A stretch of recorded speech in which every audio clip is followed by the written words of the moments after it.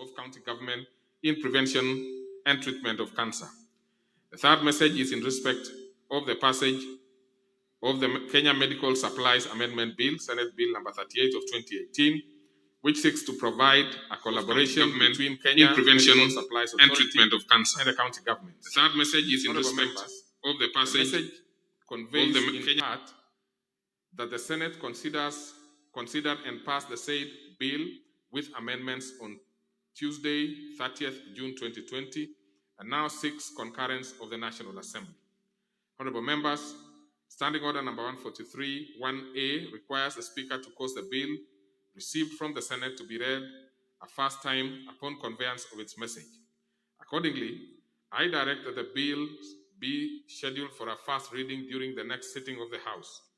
Further, paragraph 2 of the Standing Order 143 provides that following the reading, the Speaker shall within reasonable time pronounce his or her opinion contemplated under Article 114(2) of the Constitution. The opinion envisioned under Standing Order 143(2) is a pronouncement by the Speaker on whether the bill originating from the Senate is a money bill in terms of Article 114 of the Constitution. In this regard, I direct that after the first reading, the bills be referred to the Parliamentary Budget Office to offer the Speaker the advice contemplated under Standing Order 143(2). Thereafter, I shall guide the House accordingly on how to proceed with the consideration of each of the three bills. I thank you.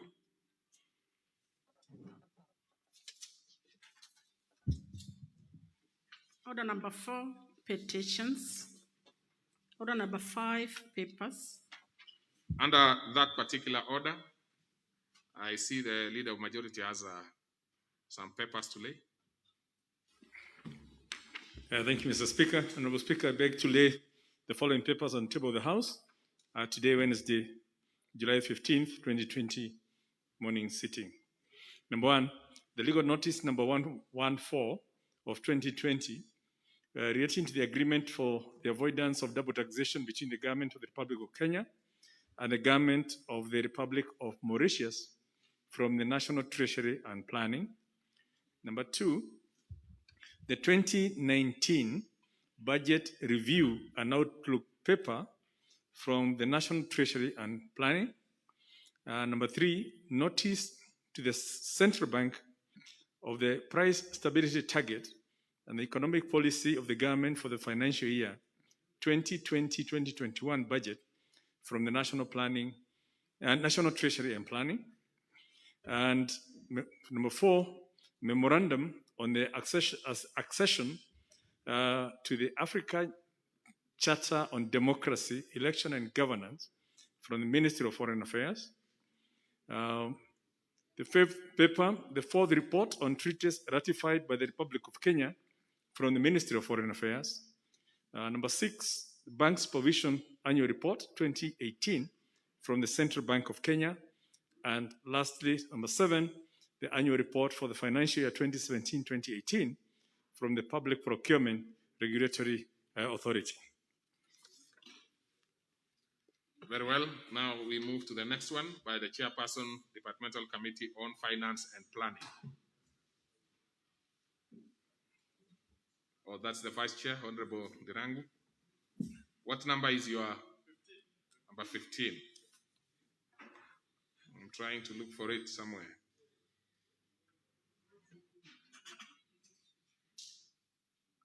Say number 15. I'm not able to see number 15 from here.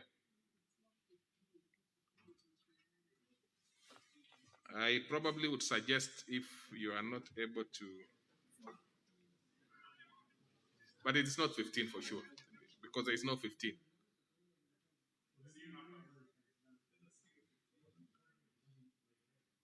Well, come to the dispatch box.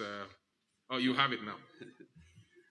Thank you, Mr. Speaker. Honorable Speaker, I beg to lay the following paper. But even as you proceed, I think that should be number 48. It is indicated as number 15, Mr. Speaker. Well, there must be some problem somewhere. So proceed. Okay, Mr. Speaker, I beg to lay the following paper on the table of the House today, Wednesday, 15th of July 2020, morning sitting. Report of the Departmental Committee on Finance and National Planning on the vetting of a nominee for appointment as the Auditor General of the Republic of Kenya. Thank you, Mr. Speaker. So we go to the next order. Order number 6, notices of motion. Again, we'll start with you, the Chair, Finance.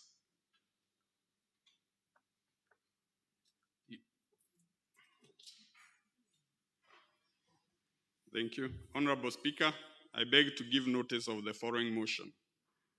That taking into consideration the findings of the Departmental Committee on Finance and National Planning in its report on the vetting of the nominee for appointment as the Auditor General, laid on the table of the House on Wednesday, 15th of July 2020, and pursuant to the provisions of Article 229(1) of the Constitution, Section 11, bracket 8 of the Public Audit Act 2015, and Section 3 and 8 of the Public Appointment Parliamentary Approval Act 2011, this House approves the appointment of Ms.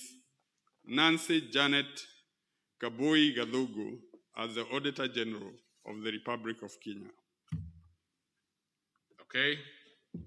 And for confirmation, your seat is number 145.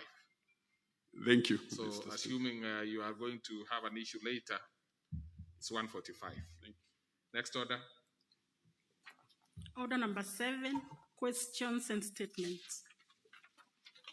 Under this particular order, we will start with questions, and we will start with one by private notice by the member for the Tharaka-Nithi County, Honorable Beatrice Nyaga.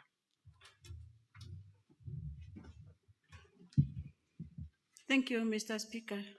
Mr. Speaker, my question is 011 of 2020. 1.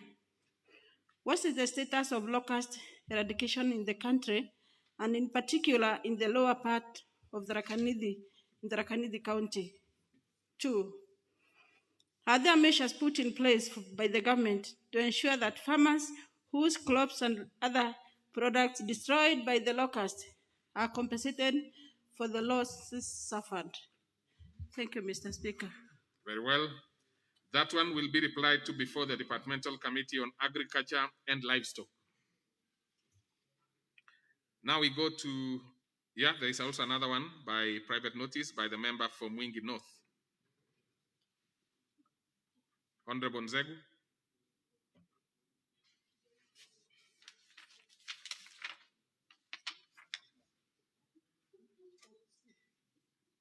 Speaker, I wish to ask question number 012 of 2020 to the Cabinet Secretary for Interior and Coordination of National Government. Could the Cabinet Secretary explain the status of investigations into the road accident involving a motor vehicle registration number KBM 881V, Toyota Prado, also registered number GKB 214E, allegedly assigned to the office of the Deputy President, and a motorcycle of registration number KMCT 356V, which occurred along Kismayu Road near Mustaqbal filling station in Garissa County on the 9th of February 2015, resulting in the death of one Patrick Mutia Mudhui of identification number 29726448, as reported in Garissa Police Station, occurrence book number 070902/2015, and 2 of that, when will the family of the deceased be compensated for the loss of their loved one? And Mr. Speaker, This question I'm asking in this House for the second time. Thank you, Mr. Speaker. Well, now that you've asked it under private notice, it definitely will be coming quickly. So that will be replied to before the Departmental Committee on Administration and National Security. The last on that particular category is by Honorable Sosion, Honorable Wilson Sosion.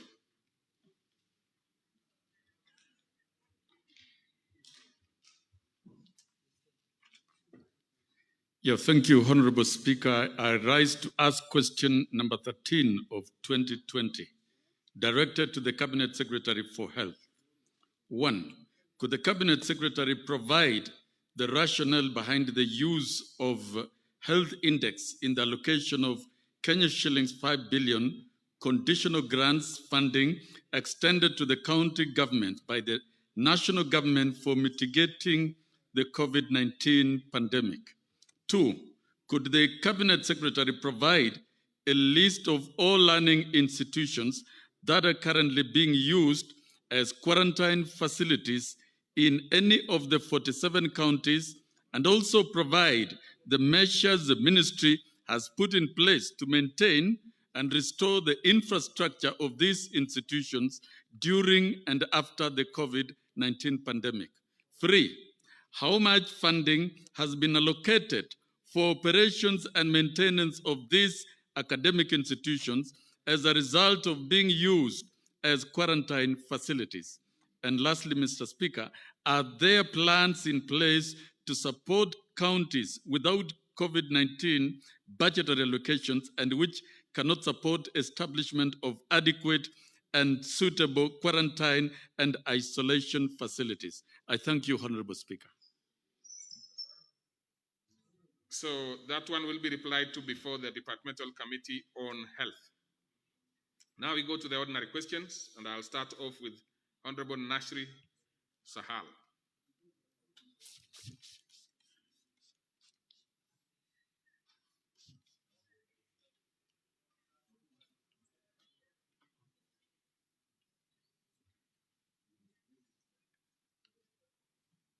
Thank you, Mr. Speaker. I rise to ask question 029/2020. My question goes to the Cabinet Secretary of Transport for Transport, Infrastructure, Housing, Urban Development, and Public Works. 1. Could the Cabinet Secretary explain why the construction of Modogashe-Samata Road in Wajir County has stalled despite the project having received funding from the national government? 2. Could the Cabinet Secretary indicate when construction of the said road is expected to resume and when it will be completed? Thank you. Okay. That one will be replied to before the Departmental Committee on Transport, Public Works, and Housing. Next is by the member for Turkana North, Honorable Christopher Nakuleu.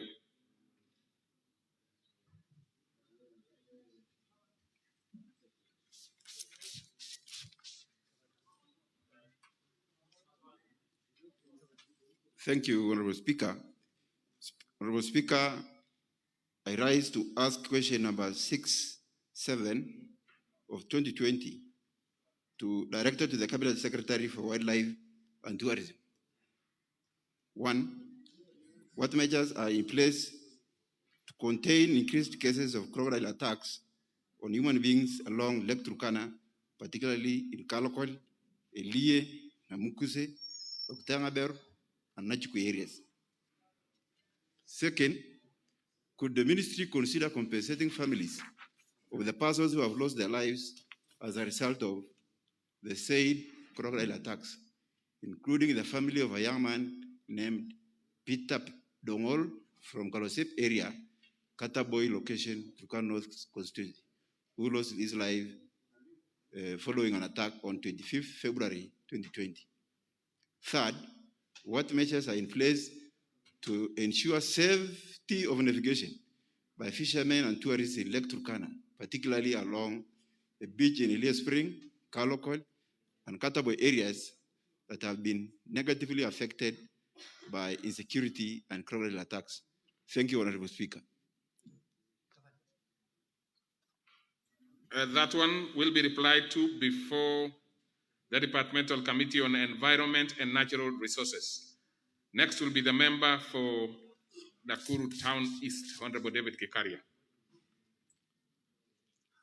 Thank you, Honorable Speaker.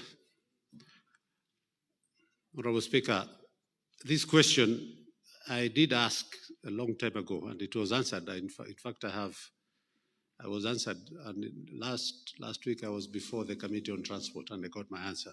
So but this I have 8 others which are pending, Honorable Speaker. So maybe in the afternoon I could be given an opportunity to ask one of the other 8. That one, Honorable Kikaria, I'll not be able to help you at this point in time because I'm not even aware which ones you're asking about, you are talking about.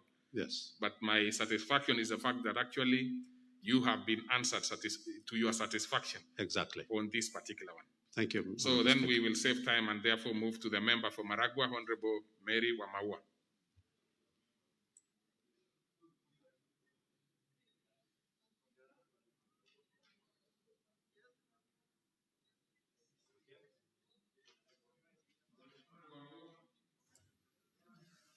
Is Honorable Wamaua in the house?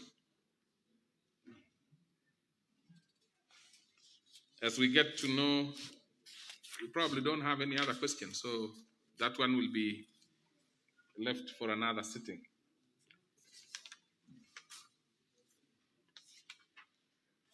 Now we will move to statements. And on statements, we will start with the Honorable Paul Koinange, the Chairman, the Departmental Committee on Administration and National Security. Thank you, Honorable Speaker. I have 3 statements to make. Let me start with a statement for Honorable Khatib A. Mwashetani, who sought to be informed on extrajudicial killings in Msambweni constituency. Honorable Speaker, on the 29th May 2020, at about 2300 hours, police officers were on patrol within Kimbundani area, South Coast, Diani, following leads and intelligence on presence of Al-Shabaab operatives within the said area. They were being led by a suspected recruiter who, upon interrogation, agreed to lead the officers to the house of one Al-Shabaab suspect named Mapenzi alias Panya within Kibundani. On reaching the suspect's house, the officers ordered him to open the door, but instead the suspect threw a grenade towards the officers, which prompted the officers to open fire, fatally injuring him and 2 minors, namely Ramadan Chitswa, aged 6 years, and Swale Chitswa, aged 4 years, who the suspect has used as human shields. Honorable Speaker, a search of the scene was conducted where a live grenade and police jungle uniform were recovered. An inquest file number 4/2020 has been opened and investigations are ongoing. Once the investigations are complete, the file will be forwarded to the Director of Public Prosecutions for perusal and further advice. Honorable Speaker, the police are guided by Constitution, the National Police Service Act, and standing orders on carrying out their mandate. If any police officer, upon investigation, is found to have violated the law, appropriate action is taken against the officer. Honorable Speaker, the ministry does not have a compensation vote, and compensation can only be effected through a judicial process. Thank you, Honorable Speaker. Honorable Koinanga, I think so that we can save time, you could proceed to the next, the others, and then I'll open up for the specific members who want to have questions on those on different ones. Is that comfortable with you, or you want us to dispense with each and find? Well, we could dispense. I'm very comfortable, Honorable Speaker. Let me go to the second statement, Honorable Speaker. And the second statement, Honorable Speaker, the Member of Parliament for Madare constituency, Honorable Tom Oluoch MP, has requested for a statement regarding extrajudicial killings in Madare constituency. Honorable Speaker, on the 1st June 2020, members of the public reported to the police that there was a person lying dead with a suspected bullet wound at Area 3C, Mabati Ward, Madare constituency. Police officers visited the scene but were prevented by angry members of public from collecting the body on allegations that the deceased was supposed to have been shot by the police. Later, the police officers managed to collect the body, which had a bullet wound on the chest, and escorted to the mortuary. During the incident, Honorable Speaker, there was a standoff between the rowdy members of the public, and this caused a lot of tension in Mabatini area of Madare. Honorable Speaker, in accordance with the provisions of the law, an inquest file, number 1/2020, has been opened, and the same will be placed before a competent court with jurisdiction for public inquest. Any person found culpable during the inquest will be dealt according to the law. Honorable Speaker, the investigation leading to the disappearance of one Michael Zhao, alias Cobra, who went missing on his way from Thika town, has been launched by the Director of Investigation Detectives from Thika, where the matter was reported and appropriate action will be taken against those found culpable after completion of investigation. Honorable Speaker, investigation in the death of one Yasin Moyo, aged 13 years, who was shot dead while standing on balcony of their residential home, has been completed, and a duplicate file forwarded to ODPP for perusal and advice on 21st April 2020. Honorable Speaker, National Police Service has been carrying out sensitization campaigns to sensitize officers on how to handle the public during the enforcement of the curfew and other measures to curb spread of COVID-19. I would also, Honorable Speaker, wish to state that the National Police Service has been taking both disciplinary and legal action against officers violating the law during enforcement. Thank you, Honorable Speaker. Yes, Honorable Chair, you will go again to the next one, but when I will be opening it for members to seek interventions, we will do it statement by statement. Then it will be still okay. Okay. So let's go to the third one, the one, if you are ready on the one by from the request by Honorable Caleb Kositany. Yeah, thank you, most obliged Honorable Speaker. Honorable Speaker, Caleb Kasitani, the Member of Parliament for Soy constituency, sought a statement on rape and killings of children in Soy constituency. Honorable Speaker, this was one of the most painful statements given to the committee in regard to insecurity in different areas. And Honorable Speaker, for the last 5 months, Soy constituency has reported 7 cases of rape and killing of minors as follows. On 1st October 2019, at about 0:30 hours, one Beatrice Wanyonyi, a Luhya female, adult, reported that on 30th September 2019, she left her daughter, Emma Wanyota, a Luhya female aged 21 years, in the house and went to work.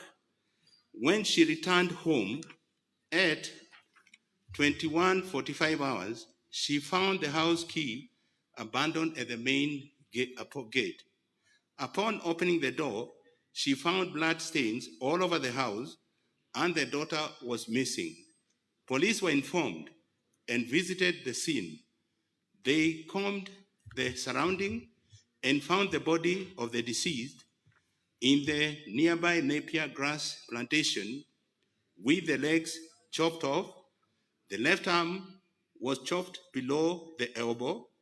The scene was processed and body removed to Kitale Level 5 County Mortuary awaiting postmortem.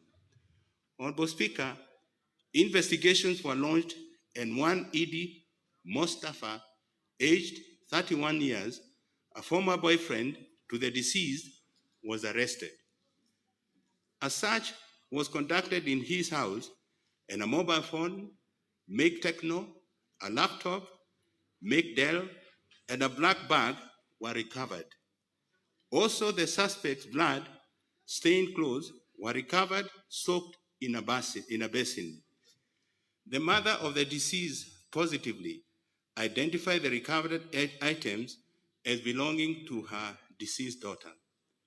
The suspect, Honorable Speaker, was arraigned before Eldoret Law Courts, vide Moyes Bridge, CR number 814/177/2019, Eldoret High Court, file number 62/2019. The case is pending before court, and the next date of hearing will be on 28th of July 2020. Honorable Speaker, on 1st January 2020, at about 0350 hours, the area chief for Moyes Bridge location, Mr. Wilson Sirma, reported that there was a dead body lying at Soweto area within Moyes Bridge location. The police officers visited the scene and found a dead body of one Stacy Nabiswa, a Luhya female juvenile, aged 11 years, lying naked in a thicket. The head was twisted backwards and blood was oozing from her private parts. The scene processed and the body removed to Kitale Level 5 County Mortuary, awaiting post-mortem. Honorable Speaker, investigation commenced and two suspects, Mr. Solomon Mwaneki Getao and June Wanjiro Mwaneki, who are neighbors of the deceased, were arrested. A case file number at Moyes Bridge Police Station, CR 418/01-2020, was opened. The file was forwarded to the ODPP for perusal and direction, and upon perusal, the ODPP directed that there was no sufficient evidence to subject the suspect for trial, and hence he recommended the case be withdrawn under Section 887A, pending further investigation. Honorable Speaker, on 4th February 2020, at about 900 hours, Mrs. Rael Sugut, a resident of Queenette Village, reported that her daughter, Emelda Kosgei, a Nandi juvenile aged 13 and a pupil of Queenette Primary School, was lured to the staff room and defiled by the school watchman. Police visited the scene, and one suspect, Mr. Ronald Amudawi Kisanya Aluhia Adud, aged 48 years, was arrested. He was arraigned before Eldoret Law Courts, Vaitsoi Police Station CR 835/18 of 2020, court file number 26/2020.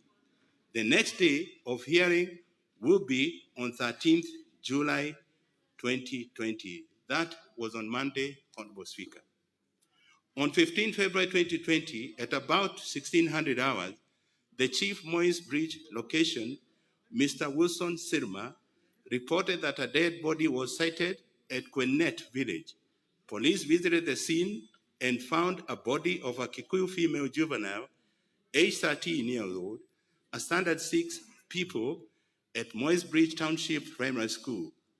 At examining the body, it was discovered that the deceased was strangled using a bag she was carrying. Blood was oozing from her private parts, it was established that she was last seen in company of a tall, slim, middle-aged man in his late 20s. The deceased was identified as Lucy Wanjiko, seen processed and body removed to Kitale Level 5 County Hospital. Honorable Speaker, the investigation was launched and one Kennedy Andole, the deceased stepfather, was arrested and arraigned before Eldoret locals by Moyes Bridge Police Station, CR 814/56 or 2020 court file number 2120. The next date of hearing will be 9th July 2020. Honorable Speaker, that was on last Thursday.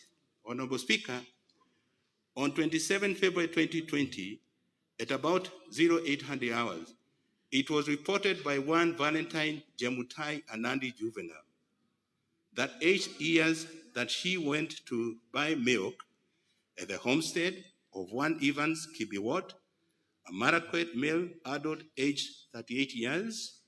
While at the homestead, the accused took her to his house and defiled her severally.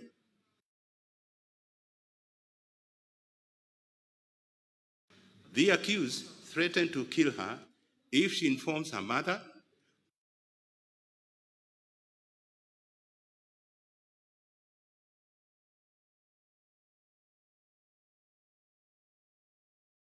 Police visited the scene and launched investigation. They arrested the suspect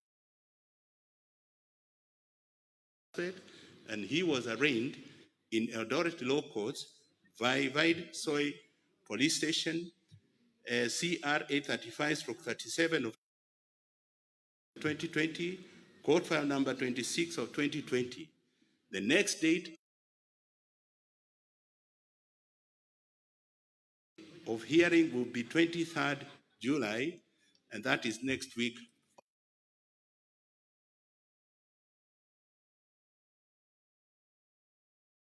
On Thursday, Honorable Speaker. On 23rd April 2020, at 23 hours, one Betty Chepkurui, a Nandi film juvenile aged 17 years, a resident of Rinmoi village, Soy, sublocation, reported that on 26 April 2020, she was called by Bethel Kiplimo, a Nandi male aged 20 years, to his house, and on arrival, the accused defiled her severally. Police visited the scene, arrested the accused, and escorted the victim to hospital for examination and treatment. The accused was arraigned before Eldoret Law Courts, Vitsoy Police Station, CR number 835/50/2020, court file number 84/2020. The next date of the hearing was June 29. Honorable Speaker, finally, on 22nd May 2020, one Lucy Mudhoni reported at Moyes Bridge Police Station, via OB number 33/22/5 of 2020, a case of a missing person by the name of Grace Jerry, a Kikuyu female, juvenile, aged 13 years, who is the daughter to the reportee. On 18th June 2020, one Henry Wanjala Kuloba, a casual laborer at Serenoi Farm, reported that while patrolling the farm along the riverbank, he came across human skull and some clothes suspected to be for a young girl. Police visited the scene and discovered a human being, skull and some body parts. The clothes were identified by the reportee to be for a missing daughter. Investigation commenced and case pending under investigation. Therefore, Honorable Speaker, there is adequate deployment of police officers in Moyes Bridge and Soy police stations. Plans underway to deploy more officers to the newly established police station, Ziwa, Kepkeres, Segero, Kipsomba, and Quinet police stations. All police stations will be considered for motor vehicles and other equipment during the next procurement cycle. Honorable Speaker, the following are the strategies which have been put in place to curb cases of defilement, rape, and killings in Soy constituency. 1, enhance foot and mobile patrols by police officers in the affected areas and other areas. Second, enhance community policing and Nyumba Kumi initiative. And thirdly, Honorable Speaker, frequent multi-agency barazas at locational, sub-collocational, and village levels to sensitize parents, guardians on their responsibility as personal security of the defendants. And fourthly, sharing of information regarding morality of our youth in churches, mosques, and social gathering, and also I add in the social media, Honorable Speaker. Honorable Speaker, also fifthly, enhance good relationship between the police and the members of the public, and sixthly, ensure that all perpetrators of crime are arrested, proper and prompt investigations to be carried out. And Honorable Speaker, as I conclude, the ministry does not have a compensation vote, and compensation can only be effected through the judicial process. Thank you very much, Honorable Speaker. You had another one, or we want to put it for another day? I know the last one was very heavy. No, the last, let me do this one. Honorable Speaker, this is just something I want your guidance, because we have been having a ping pong between the Ministry of Interior and Devolution. And Honorable Speaker, I wish to state as follows that on 2nd June 2020, Honorable Esther Passaris, member for Nairobi City County, sought a statement from the chairperson, Departmental Committee on Administration. And this regarding distribution of food relief across the county, and in particular Nairobi County, during the COVID-19. Honorable Speaker, in April 2020, the committee had received a request for a statement on the same subject from Honorable Geshimu Gedenji, member for Geshogo. The committee directed the statement request to the Ministry of Interior and Coordination and government to reply, but it was read back to us. Then we sent it again to the devolution, and the devolution answered the same. Honorable Speaker, but upon receipt of Honorable Pasari's statement request on 3rd of June, the committee directed it to the Ministry of Devolution for reply, having previously replied the one by Honorable Geshimu. But this time, Honorable Speaker, they said we take it back to the Interior. So, Honorable Speaker, it has been a ping pong. So I would like to, in this circumstance that I'm in, Honorable Speaker, maybe I wish to seek your guidance and direction to have this question of Honorable Pasari sorted once and for all. Thank you, Honorable Speaker. Now that it is live in your committee, let's first deal with these other ones as I consult on the direction we should take on that last one by Honorable Passaris. So I will open up for any member who wishes to have some intervention, 2 per question, 2 per statement. We will start with the one by Honorable Khatib Mwashetani. If he's there, he would have the first shot. Then we'll see if there is any other member who has an interest. So Honorable Mwashetani, is he in the house?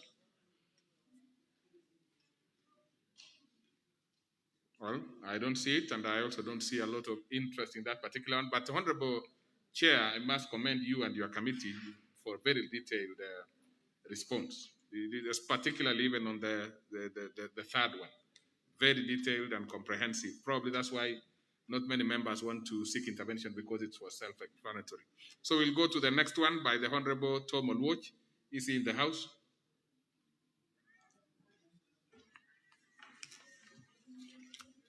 Are we sure that this is Honorable Watch? Let me confirm beyond reasonable doubt. Yes, Yes, it is. I think that must be on Watch.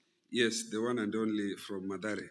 I want to thank the Honorable Chair, Bwana Koinange. I did receive this statement yesterday. I perused through it, and I want to say it is partially satisfactory, but there are two areas for which I require clarification and further comment. Let me begin with the one for Yasin Moyo. And in the respect of Yasin Moyo, the 13-year-old who was killed from Kia Michael, the matter came up before court, and I spoke to the parents this morning. And the issue that I want to clarify and ask about is about right of access to justice. Because what the family need now is justice for the little 13-year boy who would have sat his KCSE later this year. And when the matter appeared before court, 30 police... KCSE or KCPE? KCPE. Yes, thank you for the clarification. I thought you should be... Yes, yes, thank you. There were 30 police officers camping at the courts, both inside and out of the courts. And the parents felt both intimidated and insecure, raising the question as to whether justice will be done or that there is a perceived threat to the extent that it appears as if down the line this case may not yield the justice. And you know, it is said that justice must not only be done, but be seen to be done. The second issue for which clarification is required here is what is the status of the police officer who has been arraigned in court? Is he interdicted? Is he still at his station of work? These are things that touch on the question of justice, and the family need to put closure to that. The second clarification, and that one that concerns me most, is the one about Michael Njao alias Gorba, who disappeared almost 4 months ago. And the statement in his response just says, the Director of Criminal Investigation is investigating, and those found culpable after investigations will be brought to book. I find that extremely vague, unsatisfactory, and very casual, Honorable Speaker, and I would urge the chair to try and see whether we can get more information from this. A Kenyan cannot just disappear. In this time and age, with our current constitution, in fact, at Article 25, that speaks to the question of the right to life and the right to habeas corpus. Those two rights, Honorable Speaker, are inalienable. They cannot be taken away. The family requires to put closure to this and to have the body produced either dead or alive. And it is insufficient for the statement or the CS to merely say they are investigating 4 months down the line. I want to conclude my clarification with the issue of James Muthi Njeru. And again, I'd like to ask the chair to clarify what is the identity of the police officer if they have found who was the person who shot the bullet that killed Elias Vaite. Has it been interdicted? What is the status of the inquest? Because they have indicated here that an inquest has been opened. It is open-ended, no time, no indication, so that the family can be able to find representation and other remedies. Otherwise, Honorable Speaker, I thank you very much. But question, were you invited to the committee when they were handling this matter? No, I got this via WhatsApp from the clerk. I wasn't invited to the committee. If they invited me, I didn't see the text. Because there are quite a number of, you've raised very weighty issues which could have been handled much easier at the committee stage, at the committee level. And the other one which you were asking, whether the particular status on when a police is arraigned in court, yes, what happens? It is fairly straightforward that definitely they would be interdicted. The only thing I wanted to know from you is if you are actually alleging that the police was not interdicted. That would have been very valid. Or you have no idea. I have no idea, and I followed, Honorable Speaker, the comments of the Inspector General when he appeared on Citizen recently. And again, what you're saying is true. He did indicate that upon being arraigned in court, they should be interdicted.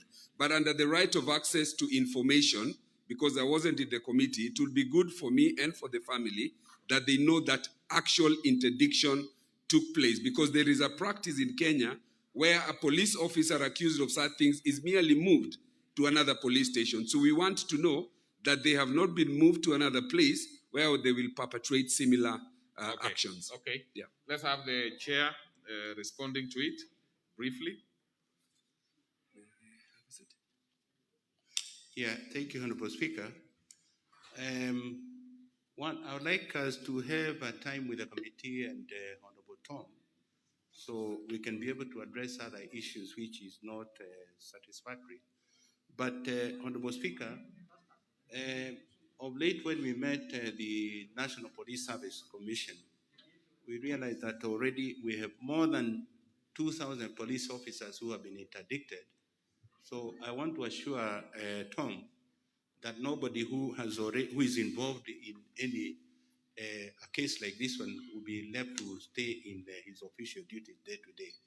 And also regarding the DCIA, if he comes to follow the issue for him to make sure that justice is done for his people. Thank you, Honorable Speaker. Very well. So we will open up to the next one, because you have already responded to it. And that one I have seen Honorable Tongi would wish to speak, and I know he's in other lobbies, so he should come in. And for the members who would want also to contribute on that particular one, we'll give an opportunity. So on the second one, we will start with the Honorable Caleb Kositany himself, if he is within the House. Honorable Kositany? Okay, as we wait for Honorable Kositany, Honorable Tongi, is it on this particular one by the member for Soy, or which one are we? Madam Speaker, the response that we got from Honorable Koinange on issues security. Actually, all of them, all of them that he responded to are on security, actually. Yes. Other than the one that we did not get to, that is the one by Honorable Pasari. So which one do you want to seek clarification? The one for Moist Bridge. Okay, that is the one actually I've given you an opportunity on. Thank you, Mr. Speaker. Mr. Speaker, I appreciate the response which has been given to us by Honorable Chairman Paul Koinange. Mr. Speaker, as you appreciate the responses that were given are generic throughout the country. In my constituency, Mr. Speaker, Keumbu, particularly Nyariba Chache constituency, we have had similar cases of insecurity. And we have raised the similar concerns, and I want to agree with what the response he has given, because it's going to address our concerns as a country. Mr. Speaker, without security, even businesses cannot work. Without security, Mr. Speaker, our communities will not live in harmony and in peace. Will not ensure that our people have achieved what they are meant to do, because we have suffered and we need to do something about it, Mr. Speaker. We have a challenge in Keumbu particularly, and there is a lot of insecurity, and we have already raised it with the relevant officers, and I would wish that the chairman picks it up, because we have already shared at a personal level, because there is a lot of insecurity, and the Keumbu is one of the biggest business centers in Kisii, and in particular in my constituency. If we cannot have it secured, Mr. Speaker, I fear that the businesses and the business people are going to run away, and we have a town which has everybody in that city. We would wish to have the peace that we have had in the past to ensure that there is livelihood, and the people are not going to suffer. Okay. Thank you. So then I give Honorable Member Fondiwa. Thank you, Mr. Speaker. First of all, let me thank Honorable Koinange for a very effective reply. I heard so many positive things, like arraignment has been done in court and all that. But Mr. Speaker, in his statement, there was also another disturbing statement that the public could not allow the police to access. That simply means that there's a disconnect between Nyumba Kumi, which I think is a good initiative, Mr. Speaker, so that we can get information and also what is going on. And I want to tie that also with the disappearance that Honorable Lodge was talking about. Nyumba Kumi was supposed to know each and every body in the house. And if they disappear, that information can be got very, very quickly. But let me make this general statement, Mr. Speaker, if you allow me, that so many people are dying in the hands of police. And what we have, which is overriding, is investigation is open, inquest is open, no statement, or the DCI is reviewing. All this, I think it gets back to police reforms, which we have been talking about all the time. Okay. Especially, Mr. Speaker, in the era of mental health. If you interdict 2,000 people, that's not a solution. Where are they? They could be killing even more. So I think the department need to look into that seriously. Okay. Maybe the last one, Honorable Bukose, in brief, and then we make progress. We make progress because we are actually running short of time. Thank you, Honorable Speaker. I want to thank the Honorable Koinange, Chair of National Security, for the responses that is responded. Honorable Speaker, issues of people being killed and even others disappearing and not being found are cases that are reported here and there, Honorable Speaker. And I think when somebody disappears completely, it is not possible that that person just disappeared. I think, Honorable Speaker, the NSIS have all information in all corners, and they should be working hand in hand with the DCI to make sure that nobody completely disappears and not be found. We've seen cases of people even being murdered and people being hidden somewhere, but at the end of the day, these people are found. So it is very unfortunate that it is reported that this person has never been found. It cannot be possible because somebody cannot melt into thin air. Somebody cannot just disappear like that.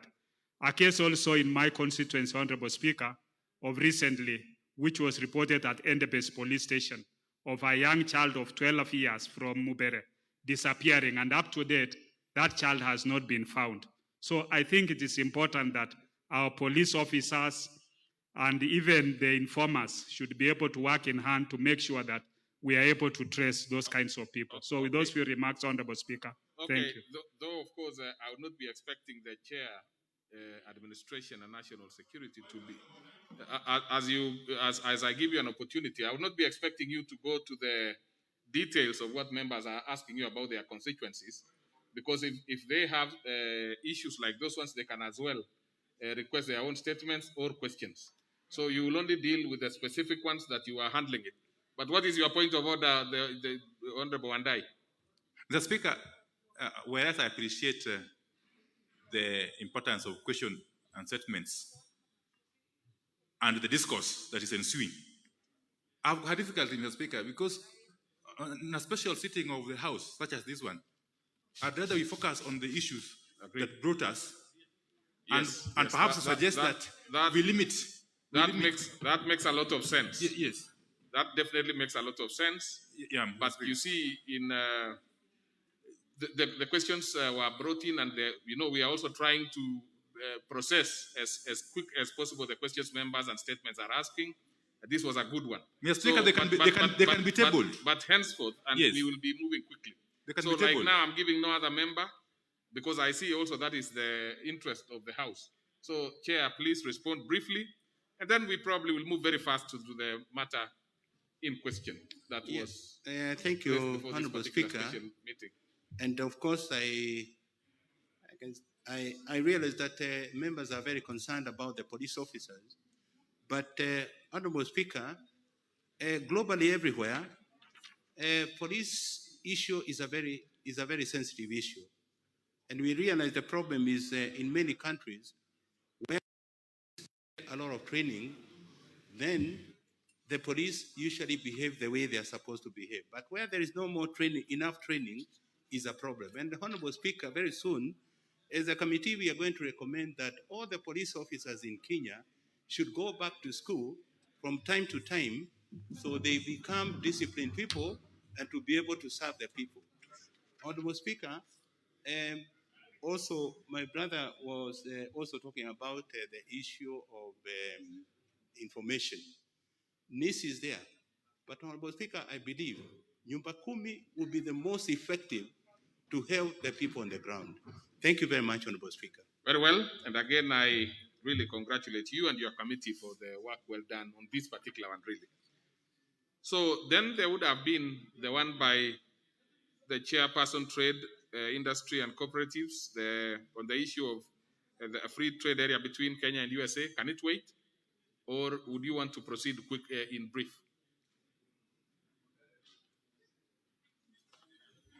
Thank you so much, Mr. Speaker.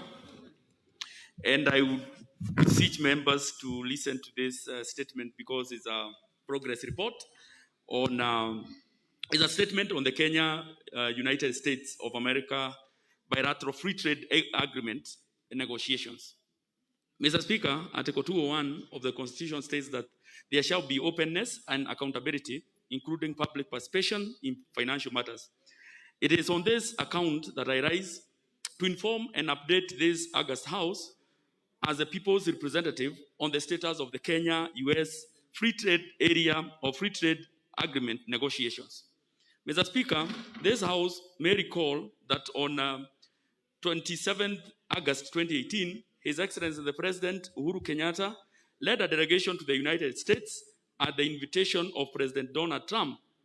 During the meeting between their excellencies, President Uhuru Kenyatta and Donald Trump, Kenya and United States elevated their relationship to a strategic partnership, which in international relations, realm, it encompasses cooperation in defense and security, economic cooperation, connectivity, counterterrorism, and cooperation on global issues. Mr. Speaker, in this regard, the strategic partnership agreed by the two presidents, which mirror the current understanding of a strategic partnership, provides for long-term prospects of cooperation in trade and investment rather than short-term solution.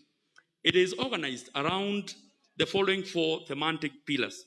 1, economic prosperity, trade and investment. 2, defense cooperation. 3, democracy, governance and civilian security. And 4, multilateral and regional issues. In addition, Mr. Speaker, in August 2018, the two presidents established the US-Kenya Trade Investment Working Group, TIWG, to explore ways to deepen economic ties between the two countries and lay the groundwork for a stronger future trade relationship. Mr. Speaker, to date, the TIWG has held 3 meetings which have alternated between Nairobi and Washington, D.C., and these are the objectives of TIWG. 1, maximizing on the available opportunity in the remaining 5 years of the African Growth and Opportunity Act, AGOA, and thus create certainty. 2, strengthening commercial cooperation between the two countries. 3, development of short-term solutions to reduce barriers to trade and investment. And 4, exploratory talks on future Kenya-US bilateral trade and investment relations. Mr. Speaker, on 6th February 2020, the two presidents held a meeting in Washington, D.C., and has announced their intention to negotiate a free trade agreement. This paved the way for the move from exploratory talks to actual negotiations on bilateral free trade agreement. The preparations towards commencement of the negotiations started in earnest after the February 2020 meeting in Washington, D.C., and which has culminated into the virtual launch of negotiations which were held on the 8th July 2020, that is last week on Wednesday. Mr. Speaker, in March 2020, the Cabinet Secretary, Industry, Trade and Enterprise Development shared a status brief on the proposed Kenya-US Free Trade Agreement with, of course, my committee and also the then leader of majority in the House. Mr. Speaker, on the 17th of June 2020, at the invitation of His Excellency Ambassador Kale McCarter, the United States Ambassador to Kenya, I led a delegation of the Trade Committee where we discussed the opportunities of the Free Trade Agreement.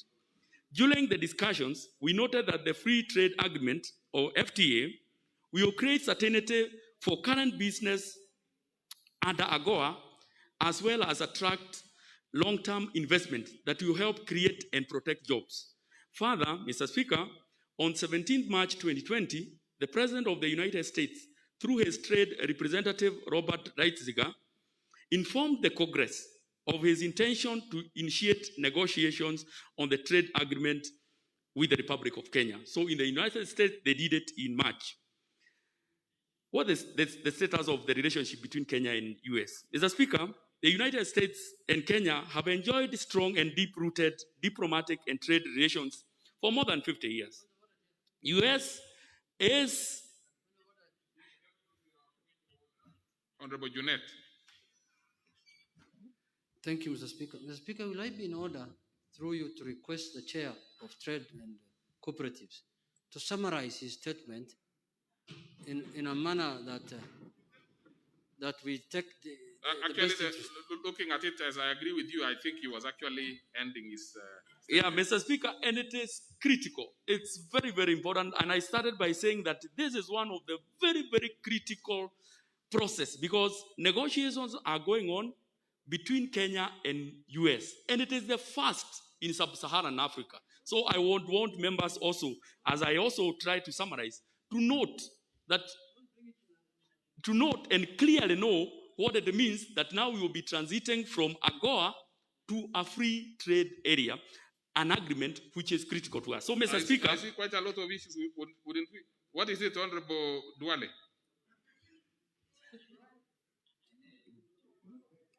Again, it's not... Very much. I am back, and I'm happy.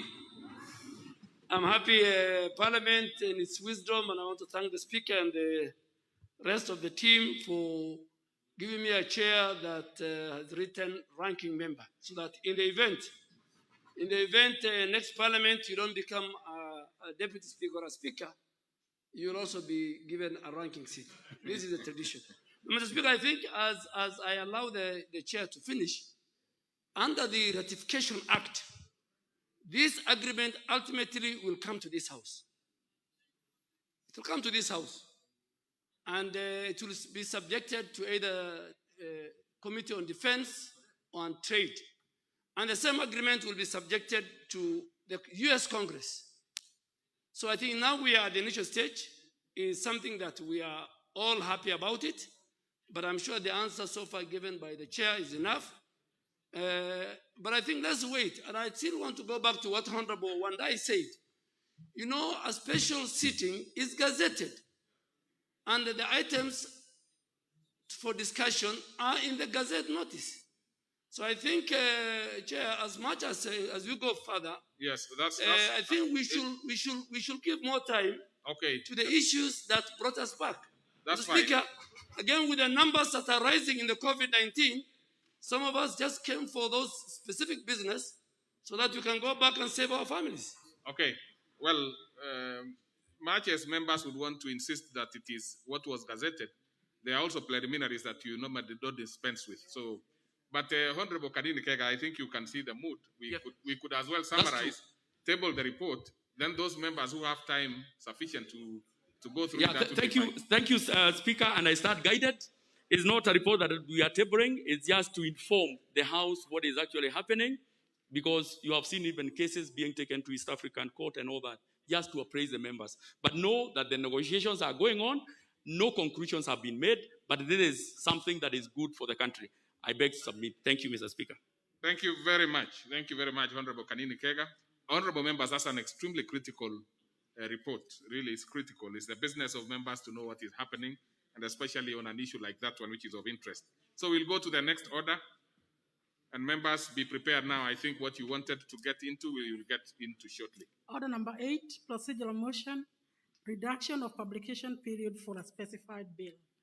Our leader majority proceed, and in the spirit of summary, it was fairly straightforward. And then we hit the road on what Yes, Mr. Thank you. Speaker, I beg to move the following procedural motion that notwithstanding the provisions of Standing Order number 120, this House resolves to reduce the publication period of the Public Finance Management Amendment number 2 Bill, National Assembly Bill number 23 of 2020, from 14 days to 6 days. Mr. Speaker, you may recall this House had already provided within the procedural motion before adjournment that any bill that comes should be referred to the committees and be processed. But now that we are here, I would like to just urge that we reduce this from 14 days to 6 days so they can go to the committee. It's already been advertised for public participation, and that's ongoing. And I also want to urge members to take special interest in this bill because it will unlock one of the biggest barriers that our medium and small enterprises have in accessing credit, especially during these times of COVID. And it will be part of the legal frameworks that will enable part of President Uhuru Kenyatta's stimulus package, especially to our young traders to access credit. So I would like to ask members to take an interest in it, and the committee to then also process it within so that by the time we come back, we'll be ready to take it through second reading and hopefully third reading and fast track it that our people can be able to access credit as soon as possible. So, Mr. Speaker, this is a very straightforward matter, and I urge the House to support this procedural motion. We cut the time and to facilitate its fast tracking. And I wish to beg to move and request the Honorable John Buddy to second. Honorable Leader of Minority Party. Thank you, Mr. Speaker. Mr. Speaker, this is just a procedural motion. I second. Very well. So I propose the question, which is that notwithstanding the provisions of Standing Order 120, this House resolves to reduce the publication period of the Finance Management Amendment Bill number 2, Bill, National Assembly Bill number 23 of 2020 from 14 to 6 days. I put the question, which is that notwithstanding the provisions of Standing Order 120, this House resolved to reduce the publication period of the Public Finance Management Amendment number 2 Bill, National Assembly Bill number 23 of 2020 from 14 to 6 days. Will as many as of that opinion say aye? Many as of our contrary opinion say nay? The ayes have it. Next order. Order number 9, the Public Finance Management Amendment number 2 Bill, National Assembly Bill number 23 of 2020, first reading. A bill for an act of parliament to amend the Public Finance Management Act 2020 and for connected purposes. Order number 10, motion, appointment of members to specified committees. Leader, Majority Party. Yes, Mr. Speaker, I beg to move that further to the resolution of the House of Tuesday, 5th of December 2017, appointing members into various committees and pursuant to the provisions of Standing Order number 173, this House further approves the appointment of the following members to the respective committees as specified on the order paper on pages 858 to 875 of order paper number 044 for purpose of the record.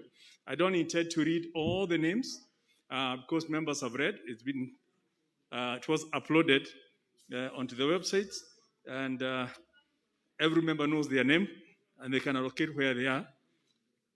Mr. Speaker, this list was approved through the selection committee on Monday the 13th for submission to the House. And the overall objective of this reorganization of the committees is really the better performance of committees and also to align the synergies of the members with the visions of the party leaderships. Special considerations that have been put in place include some regional spread of these names to the extent possible. We've also, in looking at the changes, I just want to alert members that the attendance reports have been reviewed. There was a report that was done of up to October of last year, and that has led to some changes for members who have not been attending at least 25% of the time. You might find that you'll be given more time to attend to other issues that have been keeping you away from attending committee. The list has been reviewed to ensure compliance with the standing orders, and our secretariat has been very thorough on that, to ensure at least every member has been assigned one committee. There are only 3 members who don't have a committee for specific reasons. The member Honorable Musimba, at his special request, the Honorable Waluke, special circumstances, and the, as we all know, Musambweni constituency, there is no member. So everyone else has at least one committee so that they exercise their oversight. The exercise has also looked at the party allocation. There's 622 slots available, and they are spread within the parties, and that has also been looked into. I also want to alert members, because I know I've received so many phone calls, members saying, oh, I've been put in a lesser committee, I wanted to be in a bigger committee. All committees are created by this House, and this House, in its wisdom, has decided that every committee is as important as any other. So whether you find yourself in one committee that you consider small or one that you consider big, let us first of all recognize the fact that all these committees are creations of this House. And so nobody needs to feel that they are in a lesser or a bigger committee. We are all being called to serve and provide oversight within those, because somebody has to serve in a committee. Some genuine concerns have also been raised after the publication of the report, and particularly, I don't know whether the member for Belgut is here. He's raised an issue that we had overlooked, and for any of those members who perhaps feel that where they've been put, they may not be able to be productive because they might have conflict or something, we will be looking at that within the next couple of weeks with the whip, and we'll see whether we can rectify. Again, let me just emphasize that these changes, because as you look, you'll see there's a chairman, there's a vice chairman, but no chairman. These changes that we'll be approving today will result in 29 vacancies at different levels of leadership, both in the chair and vice chair. Because obviously when you move your constituency, you cannot then move with the position you've been having, or some may be moving to seek election in those new constituencies, and which means there'll be elections for 29 positions. Now, obviously, we can't talk about elections before we approve the voters' register, in quotes, and hence, in the afternoon, after today, we expect the Speaker will be providing us communication on when the elections will take place and the modalities of those elections this afternoon. And I will also be sharing with the House the proposals that have been received from the party leadership on the proposed candidates, so that in terms of who the party leaderships would propose to chair or be the deputies in the respective committees, and hence, before members who may have some committee leadership ambitions, before you embark on a tedious campaign, especially in these times of COVID, it would be wise to consult with your whip, because you could end up with an elaborate campaign only to find that perhaps your party has already proposed a different candidate. No, I'm not saying in any case that members are at liberty. I can't see any member. I hear a shout, but I see no member who has placed that intervention bid. But what the leader of majority is basically saying, don't spend your resources if you know it is not going to be valuable Exactly. at the end of the day. So, Thank you. Thank what you. is wrong? What is wrong with that? Thank you, Mr. Speaker. I think I'm only advising members that elections can be very expensive and divisive, and the results may not be quite what you expect. So let's take advice from your respective whips. They will guide you in terms of whether you are a viable candidate or whether they have an alternative candidate before you embark onto that process. Mr. Speaker, as we go through this membership, I am also inclined to remind members There's that a member who is very agitated back there. Is that Bashir? Bashir, what is it, Honorable Bashir? What is it?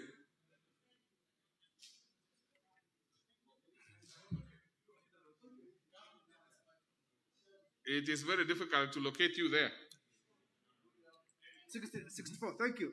You know your name is Bashir, but here it is written Abdallah Sheikh. Now, all of them are yours anyway. The right title is the Honorable Major, don't forget. The Honorable can be deleted, but Major will have to remain. Honorable Speaker. Actually, it's the other way around. You should be saying, Major, you can mention it yourself, but Honorable, you allow others to ascribe to you. Honorable Speaker, I hear the able majority leader saying that he's waiting lists from yes, put on your from the party and the party leaders. So is he insinuating that we are going to have a selection and not elections in the committees? No, he did not suggest that as far as I can hear from here.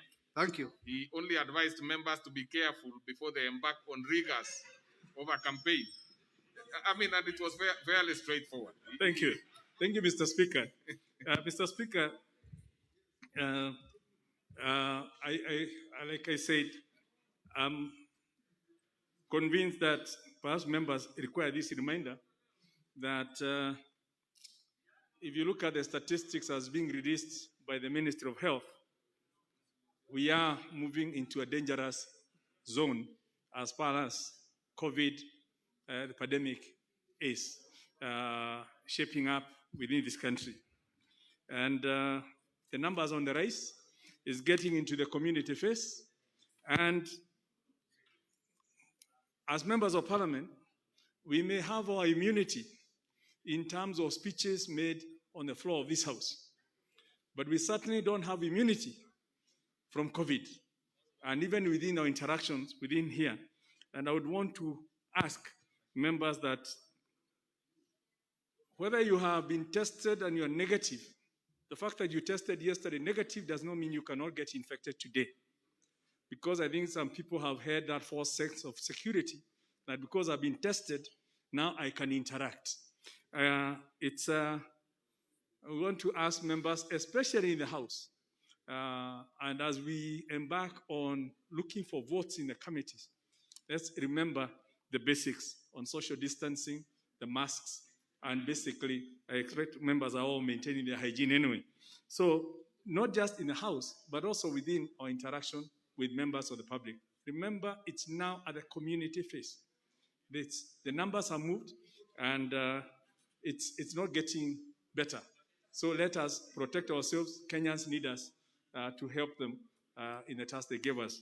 I just want to re-emphasize that so that we, as we go forward, we also take care. Mr. Speaker, again, this list, as guided by the Speaker, must be approved as it is. There cannot be any alteration, not even from us, without having to go back to selection committee. So I urge members that we don't take so much on it. We process it so that we can move to unlock the Speaker's communication in the afternoon. And with those, I beg to move and ask the Leader of the Minority, the Honorable John Badi, to second. Okay. Thank you, Mr. Speaker. Mr. Speaker, I rise to second the motion as ably moved by my colleague, the Leader of Majority. And Mr. Speaker, remember, just before we went on recess, we actually had brought this motion to the House. But Mr. Speaker, because of need for further consultation, which I want to graciously thank the leader of majority for accepting to withdraw the list that was tabled that day for further consultation, which we have ably conducted amongst ourselves, today what we are doing is to give to this House the full details, the list of all members in all committees. We have here 15 departmental committees. We have 4 financial audit and money-related committees and 12 other committees. We have tried as much as possible to make sure that at least every member falls in at least one committee. If there is any oversight, Mr. Speaker, we can still deal with it. Nothing, no work done by human being would ever be perfect. And I think we have tried as much as possible. The whips, our 2 whips, both the Honorable Wangwe and Honorable Junet Mohammed, have done, in my view, very splendid work, and which is very encouraging. Mr. Speaker, there are certain changes which you have made because this is actually midterm. It's like a midterm of the life of this parliament, and we have made midterm changes. And we had indicated previously that we look at even attendance of members in various committees to look at your enthusiasm and how you value the work in that committee. And we have also assessed other members who probably for the past 2 years plus have not been fairly treated. But Mr. Speaker, I'm happy that we have members who are going to give their all to these committees. I'm particularly concerned about the Committee on Justice and Legal Affairs, which is going to have a heavy calendar and a heavy workload ahead of them.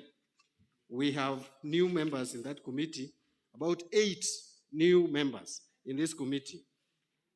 Sarah Correre, Gideon, no, sorry, not 8 members, I'm reading the wrong one.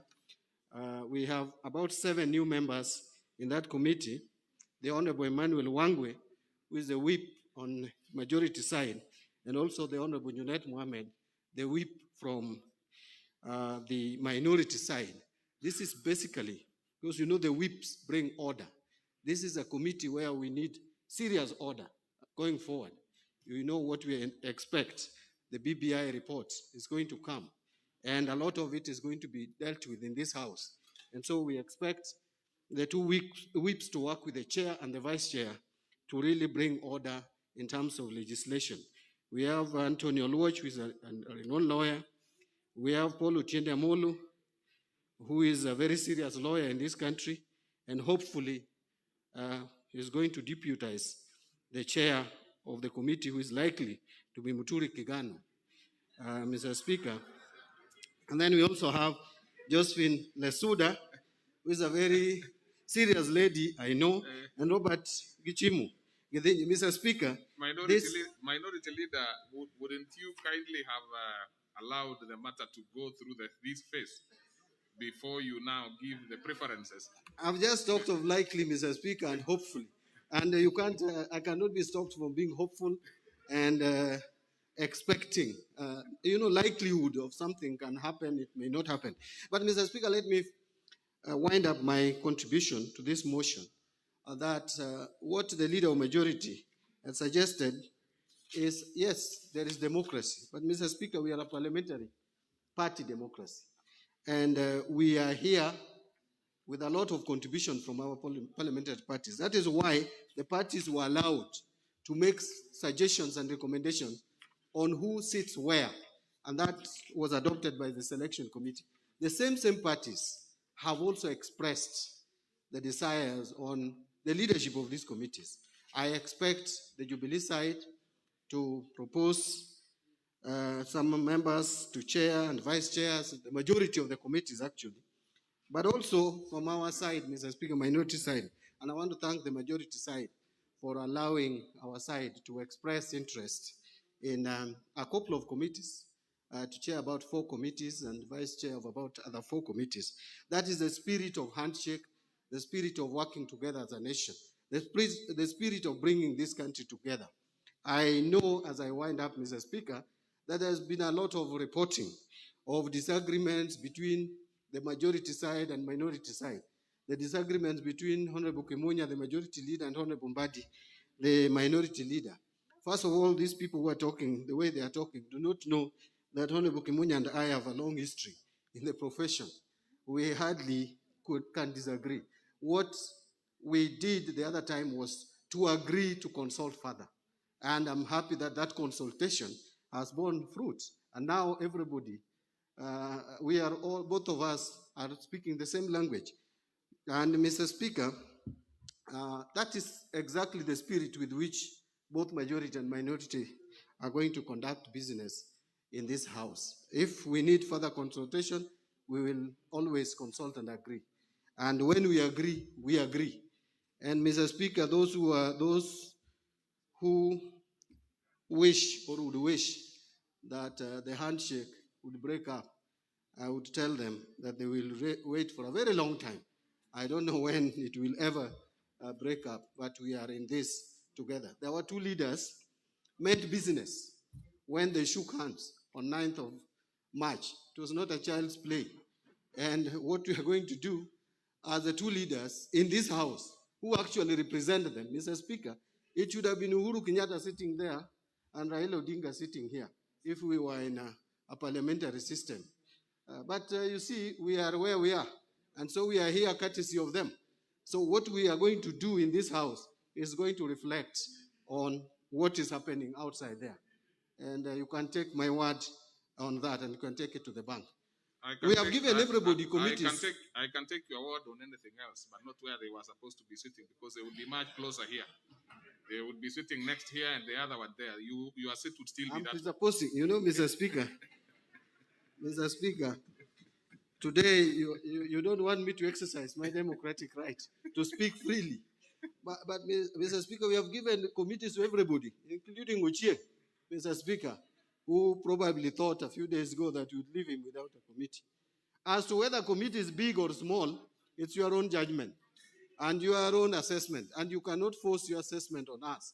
As far as I'm concerned, these committees are the same. In fact, there is a committee, Mr. Chairman, Mr. Speaker, who in the last parliament, I will not mention which is this committee. No one wanted that committee. But this time, Mr. Speaker, we attempted to remove one member from that committee to another. Mr. Speaker, it was not easy. We had to return that member there. The chairman who has gone to that committee has made the committee vibrant. I'm sure those of us who follow know what the committee I'm referring to. And that chairman has the tendency of wherever he goes to a committee, makes it very vibrant. There's even another committee, which now is probably the number one preferred committee. In the 10th Parliament, I didn't see the kind of interest I see in it. But when he chaired it in the last Parliament, it became so important. I don't know how. So all this committee depends on the leadership of the committees, depends on the members of the committee. Please get to this committee and execute, discharge your functions. Mr. Speaker, I second. Okay, honorable members, I propose a question that further to the resolution of the House on Tuesday, 5th December 2017, appointing members into various committees and pursuant to provisions of Standing Order 173, this House further approves the appointment of the following members to the respective committees as specified in the order paper.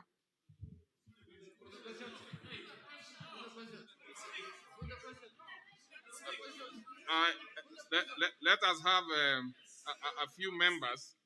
We will start with the Honorable. Now I'm following the order here, and we'll start with Honorable Amolo.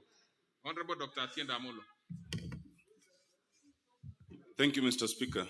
Mr. Speaker, I rise to second and support this motion. Mr. Speaker, first of all, it should be noted, as some member raised a point of order, that in the wisdom of this House, in Standing Order number 173, it encourages the selection panel to consult with the parliamentary parties. So, Mr. Speaker, there is nothing inconsistent either with our standing orders or the Constitution in the selection panel, consulting with the parliamentary parties. Secondly, it is true, I think the leader of majority mentioned that this list once presented gives us very little room. Either we adopt it or we reject it. Because those are the words of the standing orders, 175.2, that is the ruling that the Speaker has made severally. Speaking for myself, Mr. Speaker, I think it is also consistent with this special sitting because in our last sitting, we had extended the time by 30 days and we are still within the 30 days. I am honored if this list is approved to join my distinguished colleagues in the Justice and Legal Affairs Committee. I see a lot of distinguished members there. I had always wanted to serve. And speaking for myself and in the interest of time, I second this and I commit to serve. Thank you, Mr. Speaker. Well, you definitely were not seconding. Not seconding. I support the motion, Mr. Speaker. So we go to Honorable Duale. I'm surprised you put your top on the list. This is real activity at the back bench. Well, from my records here, it is him who is ahead. Yeah, thank you, Mr. Speaker, because I have to get used to the new environment. Mr. Speaker, as I support this list, first I want to thank both the leader of majority and the minority, because in my old position, this is one of the most difficult things that the whips and the leader of majority go through, combining and compiling committee list to members. But let me not dwell on that. Let me dwell on the importance of committees. Committees are a vital tool and organ for any legislative procedure and processes. Without having an effective and efficient committees, then the plenary will have no business. That must come out very, very clearly. Whether it is the processing of bills, either government or private members' bills, whether it is dealing with the petitions, whether it is dealing with statements and questions under the presidential system of government, of governance. Second and more important, it's committees that conduct a fundamental constitutional obligation known as public participation. So committees do review legislative proposals that are brought to this House. Committees scrutinize the governance activity, the policies, the trade agreements, and all ratifications. Committees deal with the investigation and special issues like Public Accounts Committee and public investment. Committees like appointment, they deal with the vetting and approval of executive appointments. And finally, committees provide a platform for public participation in the execution of specific items. And all committees are, in my opinion, and Mr. Speaker, you know, Honorable Kimunya, because he's learning the ropes, there are certain things that party leaders give instruction that you don't say it on the floor of the House. It might, in a way, contradict the standing orders. You know, yeah, there are things that you do administratively in-house in your offices. Because when we are here, we are guided by the standing orders. And I want to make it very clear now, the House has given you 30 days. In fact, the standing orders are very clear that elections should have taken place within 7 days. But because the House override the standing orders and gave you 30 days, I think from the time when we got the 30 days, the few days which are remaining must be enough for committees to conduct elections. Speaker, the other thing I really want to raise, and I'm sure, you know, in future, I think even the clerk's office should put the order paper the way we are used to, you know, 24 hours. Now that I have enough time, you know, I wanted to study the order paper, look at it in compliance with the standard.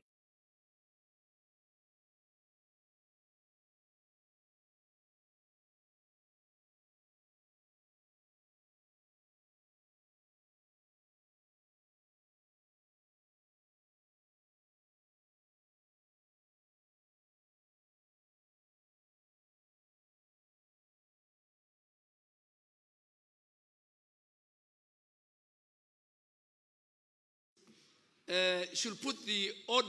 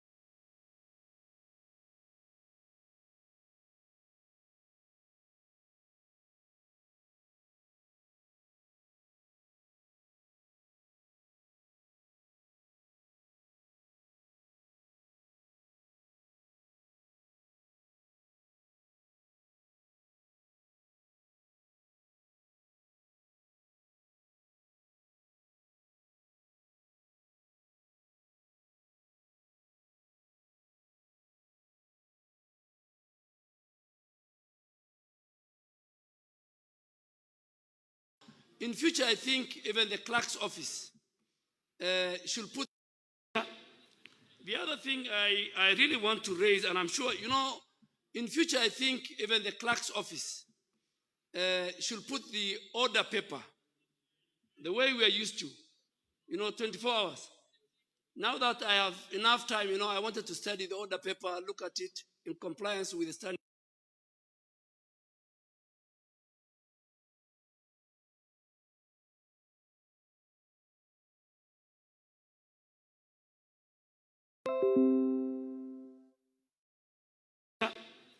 The other thing I really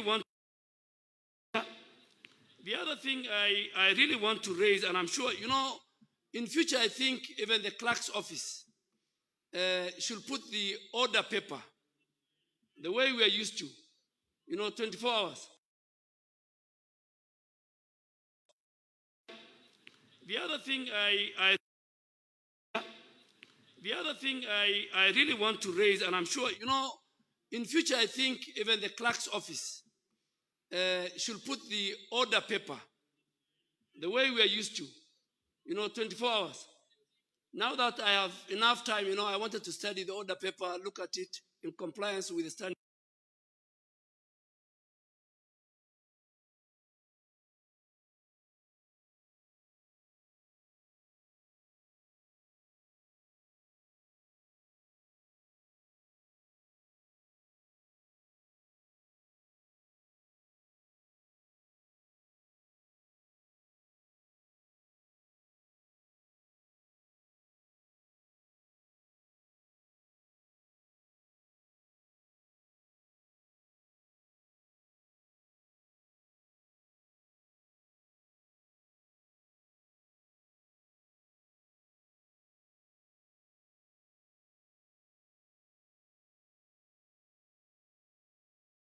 I hold a PhD, I do this.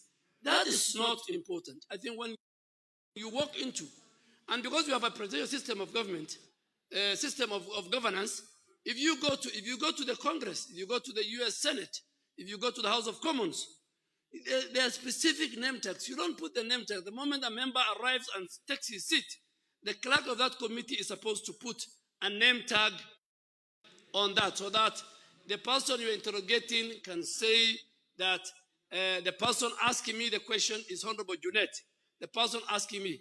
So, Mr. Speaker, I think as we move on, in my conclusion, I say the functions of committees are critical to this House. Committees must be effective. Committees must be efficient. To become a chair or a vice chair is a privilege that the House gives you. And you must not abuse that privilege. You must not go to bed with the people you oversight. There must be a distance, there must be a space between the departments, the agencies, and the ministries that you oversight. There must be consultation and concurrence with those agencies. But when it comes to really issues of oversight, you must be ready to say, this is wrong and this is right. The Speaker, with those many remarks, I again want to thank you very, very much for according me a specific seat with a ranking member.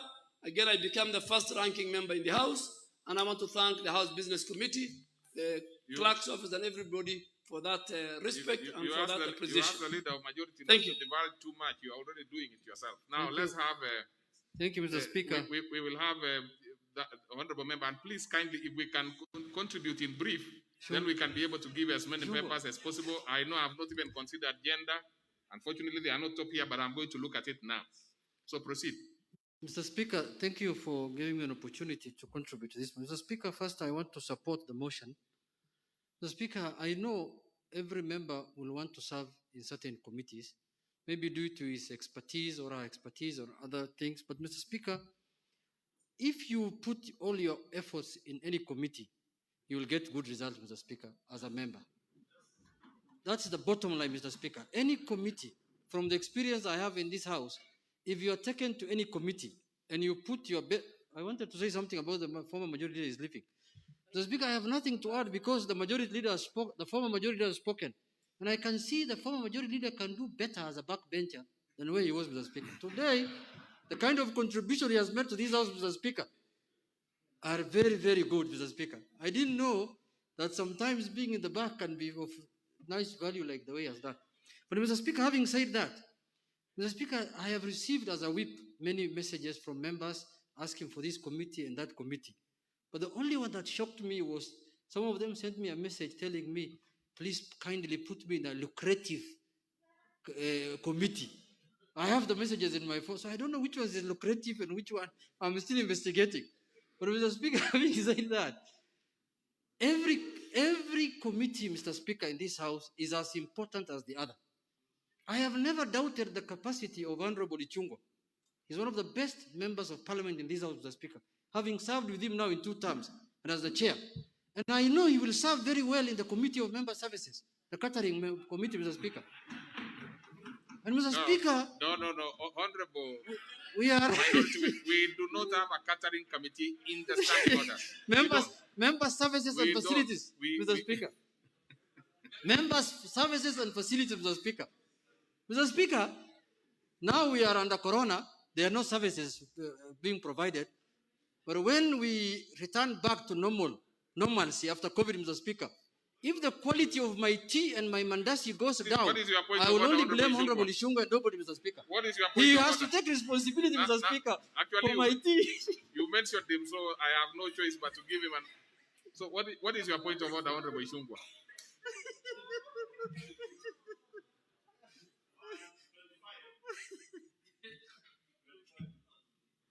I can't see one. I only see 126 here. Okay, I can't see the 125. There must be a problem somewhere. Just use that one next. I don't know what you will do with Honorable Cameron. Well, it will be redone after you leave. Thank you, Honorable Speaker. And I actually rose on a point of information, and I'm glad that the Honorable if it is a point of information. Minority Whip was gracious enough to accept the information that indeed there are member services being offered even today. Member services does not mean catering. I know having come from where he comes from, catering is very important. But member services, Honorable Junet, includes you being facilitated to be in this House this morning amidst this pandemic. And I want to assure you, Honorable Junet, I will make sure that you are properly facilitated. Even the deputy leader of minority, Mzee Baba of the House, Mzee Nuru Angwenyi, Mzee Maina Kamanda, we will ensure whether it is virtually or physically, they are properly facilitated to be able to transact business on behalf of their members. Thank you, Mr. Speaker. You sneaked in and tried to give information when I thought you were rising on a point of order. But proceed and finalize. Thank you. Yeah, Mr. Speaker, I want to thank him for the good information he has given me and for taking up the job with gusto, Mr. Speaker. I knew his capacity. He might have been, he even runs butcheries in Kikuyu, I know, Mr. Speaker. So I know that is good job he can do. But finally, Mr. Speaker, I want to urge, finally, Mr. Speaker, I want to urge members to pass this list as it is. We have tried as best as possible to place members in different committees. Please, and this is not final. This is not conclusive, Mr. Speaker. In case of any changes required going forward, Mr. Speaker, we are going to make sure as whips, we listen to members, we will change where we can. Where if somebody is not, if a member is not comfortable in certain committee, our offices are open to listen to Mr. But Mr. Speaker, finally, as the leader of majority has alluded to, after this list has passed, we will have elections for different committees, Mr. Speaker. For those who are from my side and the NASA coalition, please don't start campaign. Please consult me. I might be having information that you don't have, that I want to share with you. Don't waste your money, as the leader has said. Before we start campaign, let's have a small meeting in my office. We agree. We are going to contest in 7 or so positions. Let us agree and consensus, because if you go against my directions, the consequences will be dire. I'm going to whip you thoroughly, Mr. Speaker. Thank you, Mr. Speaker. Well, let's have Honorable Metito. Honorable Metito. Thank you very much, Mr. Speaker. And Mr. Speaker, I rise to support the motion. And first, let me also take this opportunity to thank the leadership of both sides of the House, the leader of majority and majority whip, and the minority leader and minority whip. Mr. Speaker, like the former majority leader, in the last parliament, I was the majority whip in this House. And I can attest that this is not an easy work, Mr. Speaker. So I want to very sincerely thank those leaders who have sat down and tried to balance all this, because what the leaders are saying that they are receiving requests, very many of them, that is very true, and actually trying to satisfy the interests of each member is not easy, Mr. Speaker. But having said that, Mr. Speaker, this is the first time I've been in 4 parliaments, 9th, 10th, 11th, and 12th. And Mr. Speaker, this is the first time we are doing almost an overhaul of these committees, especially departmental committees, mid-term, Mr. Speaker. It has advantages, it has disadvantages, Mr. Speaker. And I heard the minority whip alluding to the fact that this may not be the final. They will still listen to the interests of members, and further changes may come as we go forward, Mr. Speaker. But I want to say, Mr. Speaker, that at times it is so good to have consistencies in these committees, Mr. Speaker, because as it has been said by the previous speakers, committees are as good as the leadership of those committees, Mr. Speaker. And at times you try to build up consensus, bonding, trying to understand each other, bipartisan committee work, Mr. Speaker. And then you get disruption in the course of the work, Mr. Speaker, by changing committees. And it will not be easy again, Mr. Speaker. Like, I've been looking at this list, and you see some committees, not less than actually 5, and I'm talking of departmental committees. You see some committees that have had changes to as much as about half of the membership of the committee, Mr. Speaker. I think the most affected one is, if you look at the Public Accounts Committee, which has been ably led by the Honorable Pio and I, and many times on the floor of this House, we have appreciated the work he has done in trying to bring the audited accounts of government to date, Mr. Speaker. But if you look at that committee, I can see there are 9 new members. 9 out of 19, Mr. Speaker, even pick the 8. If you go to transport, 6, trade, 8, and the like, Mr. Speaker. And these committees are 19 in number in terms of membership, Mr. Speaker, of a committee. So I think bringing about, half or more than even half of the members as new members, Mr. Speaker, it may mean that starting the work from scratch, Mr. Speaker. But nevertheless, I still want to thank the leadership, because I know leadership of both sides. They have done a lot of consultation. Personally, as the Chair of Defense and Foreign Relations, Mr. Speaker, I've received, I've been asking many questions by both sides, the leadership of both sides, especially in asking about the performance and attendance of the members of these committees, Mr. Speaker. And that is a very good gesture, Mr. Speaker, to the leadership of the House. Again, it's also good to check the issue of putting one member to about 3 committees, Mr. Speaker, because I've seen the list, and there are members, many of them, who are in more than 2 committees, even to more than 2. And Mr. Speaker, for those who have been here before, they know very well that we are heading to a very critical time in this House, because as we near to the tail end of this House towards election, Mr. Speaker, members will be very busy on the ground trying to campaign for re-election. And that will leave many committees without quorum, and that may bring the work of committees to a halt, Mr. Speaker. So therefore, if you are put into 3 committees, and then you may even end up being just a member to get in, sign to this committee, you are called, give us quorum, then you go to another committee, give us quorum. And if you do that, Mr. Speaker, you will not be doing justice to both the committee and even to this nation in terms of oversight, Mr. Speaker. Okay. And therefore, I want to end because of time and say I support. Yes, I'm trying to see if many members can speak to it, even if it is a few minutes each. Like, for example, let's have Pamela, the Honorable Pamela, member for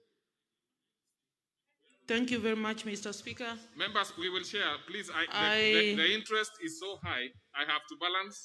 I rise to support the motion, Mr. Speaker, but I think mine will be very brief. I just wanted to say that much as consistency is very important, I don't agree with what my honorable member has just said a few minutes ago, that bringing in new members in certain committees will destroy, making people start at zero. I think in every committee, if you look at that list carefully, there would be members who have been there and they can carry the memory of what has been going on. Secondly, I think rotating all the members in all these committees may just add value to all of us by giving us experience to work with the various departments and various institutions in this country. And so I really think that the idea of moving one member to another committee is not bad as such.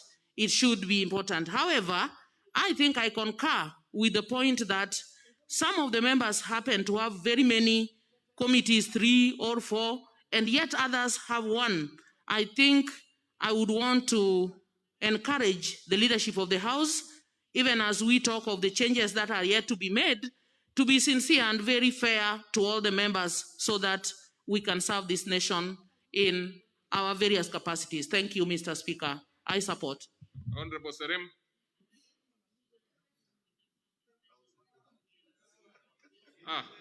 You are the other side. Sorry, this is a confusion of members sitting in different places. Thank you, Mr. Speaker. I'm going to give as many members as is possible. So members, hold on, you'll get your opportunity. Thank you, Mr. Speaker. I stand to support the motion with reservation, Mr. Speaker. I've seen that the whips did a job that, in my view, needs some few corrections, Mr. Speaker. Let me pick up one example, Mr. Speaker. A member of parliament from in Moi, and Mr. Speaker, Mr. Jepkut, is in 4 committees, Mr. Speaker. In the first timer. I'm a second timer in this house, Mr. Speaker. I'm in 1 committee. Let us not use the excuse, Mr. Speaker, that so long as you're in 1 committee, it's being fair. Mr. Speaker, I've gone through the list. Quite a number of members in this house are in 2, 3 committees, and the worst are 4. Mr. Speaker, to be fair, let us have members being given equal opportunity in this house. We might have difference of opinion, but you cannot punish members on the floor of this house just because of a difference of opinion on what maybe the whips feel about our members, Mr. Speaker.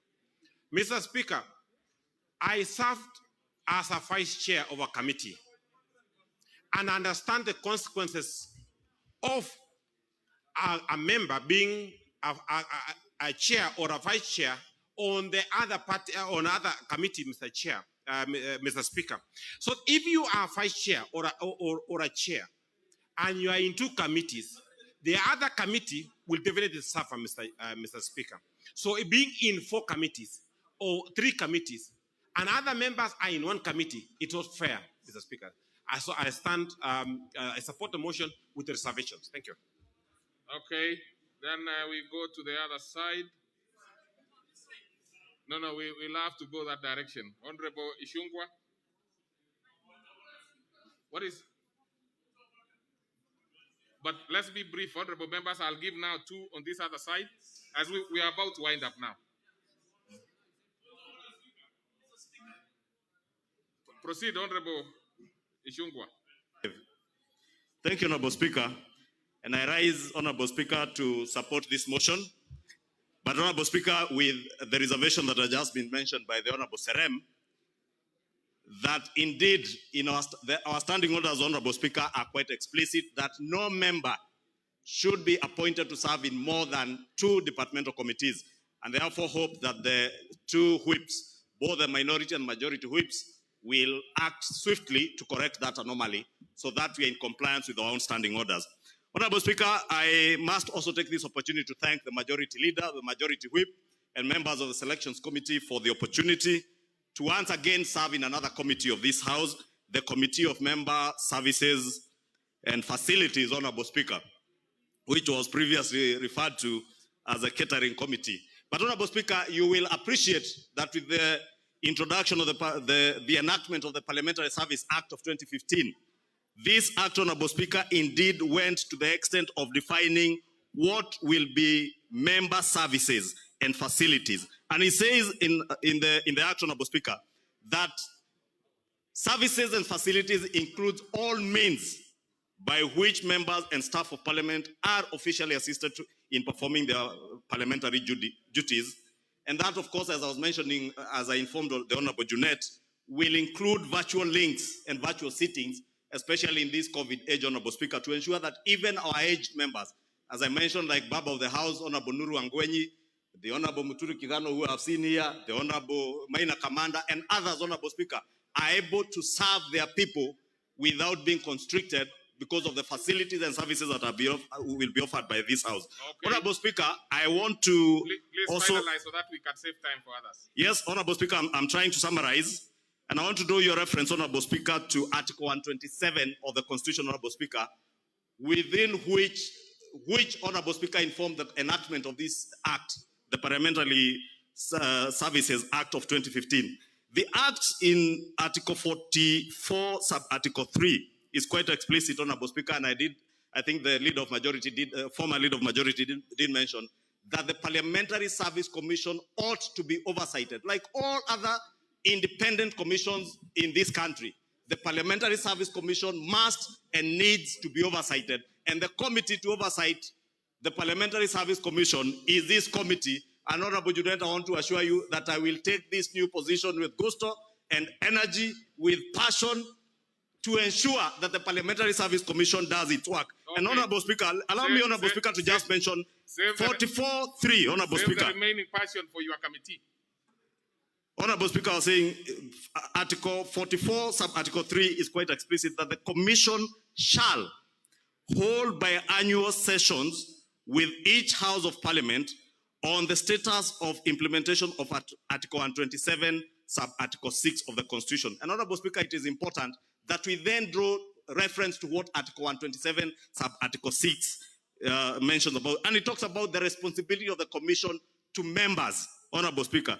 And 127.6c says that the Commission shall undertake singly or jointly with other relevant organizations programs to promote the ideals of parliamentary democracy. And Honorable Speaker, I want to end by saying that in this committee, Honorable Speaker, at this time, when parliamentary democracy in this country and in the world is under threat, I will ensure that the Parliamentary Service Commission reports to both houses and tables reports to show what they are doing towards implementation of Article 127, sub-Article 6, and especially in working with other institutions to promote parliamentary democracy. So that in future years, Honorable Speaker, we will not have leaders of a majority or the whips telling members a system where under parliamentary democracy, members ought to be electing their chairs and vice chairs, that they must be guided democracy from other institutions outside of this House. We are destroying parliamentary democracy in this country, Honorable Speaker, and I will want to ensure that in this 1 year or 2 years, I will work to ensure, Honorable Speaker, that we safeguard our parliamentary democracy. Thank you. Proceed. Thank you, Mr. Speaker, for giving me this opportunity. Don't bother so much with a point of order. Ask for permission to speak by clicking here. First and foremost, Mr. Speaker, I rise to... What is it, Honorable Fatuma? What's your point of order? What's your point of order? She doesn't have even that. What is your point of order? Speaker, it is really unfortunate. The former chair of Budget Committee, what he say? Him himself, he was given the chair in State House. His name was read in State House. Nobody voted for him. So it is a total dishonesty, Mr. Speaker. Let us not double stand here. I heard also the former majority leader saying, Mr. Kimunya was also talking about positions. Mr. Speaker, we were in State House, we were called, and our names was read by Honorable Duale, including Mr. Kimunya, and Honorable Ishungwe here. So, Mr. Speaker, let us not even delay this debate. Put the question and we debate this matter and we finish. We actually have only 15 minutes, so you are okay. You are within. So finalize. Thank you, Mr. Speaker. And I hope Honorable Amalwa, you'll be brief. I'm going to be so very that brief. we can have other members speaking. I'm going to be very brief. The majority, be prepared. You probably will be the last one to speak. Thank when you. your time comes, so you will have to wait. Thank you, Mr. Speaker. And then finish. Thank you, Mr. Speaker. Mr. Speaker, I rise to support this motion. Mr. Speaker, though there are some anomalies that are there, which Mr. Speaker, we thought you should point out so that correction can be done.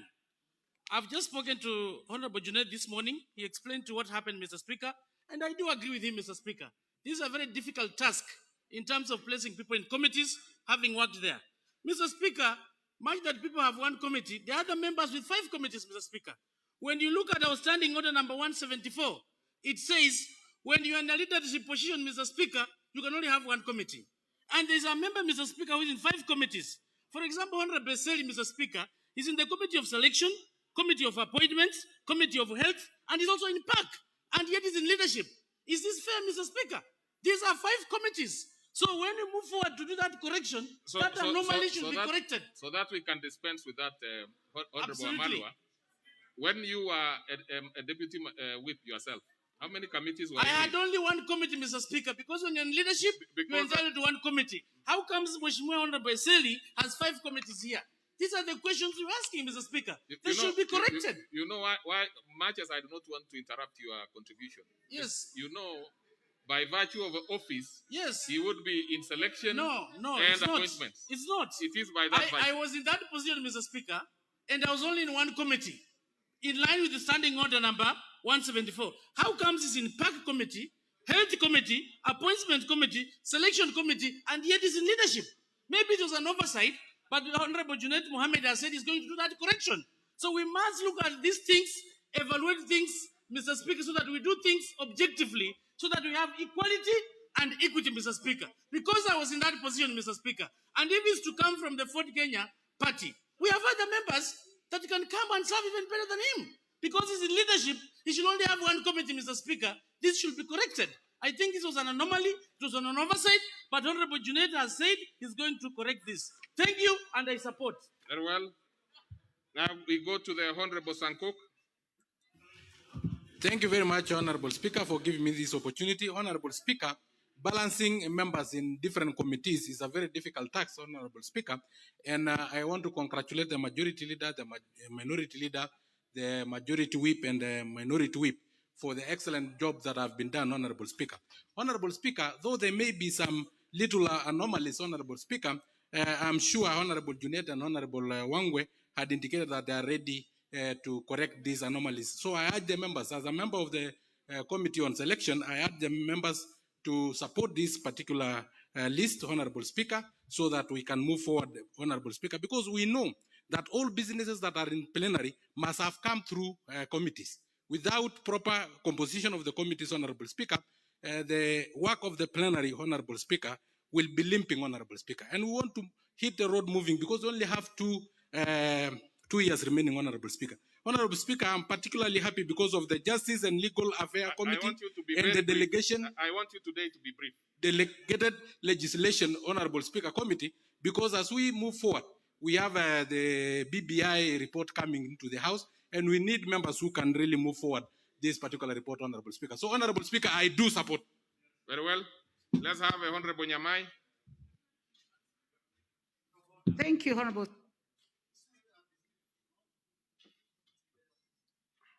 Honorable Nyamai, I've given you your mic. Yes. Thank you, Honorable Speaker. I would like to, from the onset, say that I do support this motion. And I also would like to thank the majority leader, minority leader, and the majority and minority whip for very good work done. Honorable Speaker, I know that it is extremely difficult to balance. I know that they received lots of calls from all levels so that they can come up with this list. Honorable Speaker, I would like also to say that I was here when this list was brought initially, and you could feel that members were not agreeing with it. and they withdrew in order to go and consult further. So I would like to commend them for that. Mr. Speaker, I would like to go direct to the purpose of being in a committee. And I would like to encourage members who feel that they have been placed in committees that they don't like or they are not very happy with, that it all depends on the interest that you have reading about that committee that have been put to. I just want to reflect on the day that I was given the Committee on Lands when we started this parliament. And I wondered how the majority leader then and the leadership thought of placing me in lands, because I kept feeling that I'm better off in health, in education, in labor, because that is what I understood. But I would like to say that with time, you read, you get comfortable, you interact with the members, you interact with the House leadership, and you realize that you'll be able to deliver on your mandate. Honorable Speaker, the Speaker has talked about the success of Lands Committee. It's not about expertise, it is about interest and ensuring that you deliver on the mandate that you are given. Mr. Speaker, I would like to say that I've also heard from the graveyard that we are going to get some more chairs who are women. Honorable Speaker, I'm looking forward to that. Mr. Speaker, I am really looking forward, and I would like to thank the party leadership for placing women in positions of leadership. Mr. Speaker, I'm not saying that men do not lead very well. They do. But the fact that leaders of the political parties saw it wise to have these great women sit and chair committees is a matter that needs to be commended.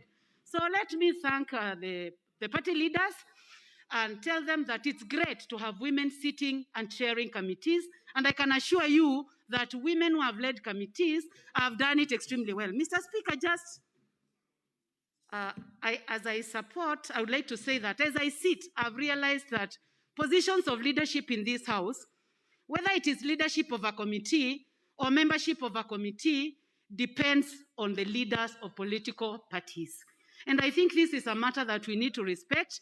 I did not understand it when I was a first-time member of parliament, but now I fully understand that being a member of a committee or even chairing a committee is determined by a party, and that I have a responsibility to ensure that I push the agenda of the party that I belong to. Thank you, Honorable Speaker.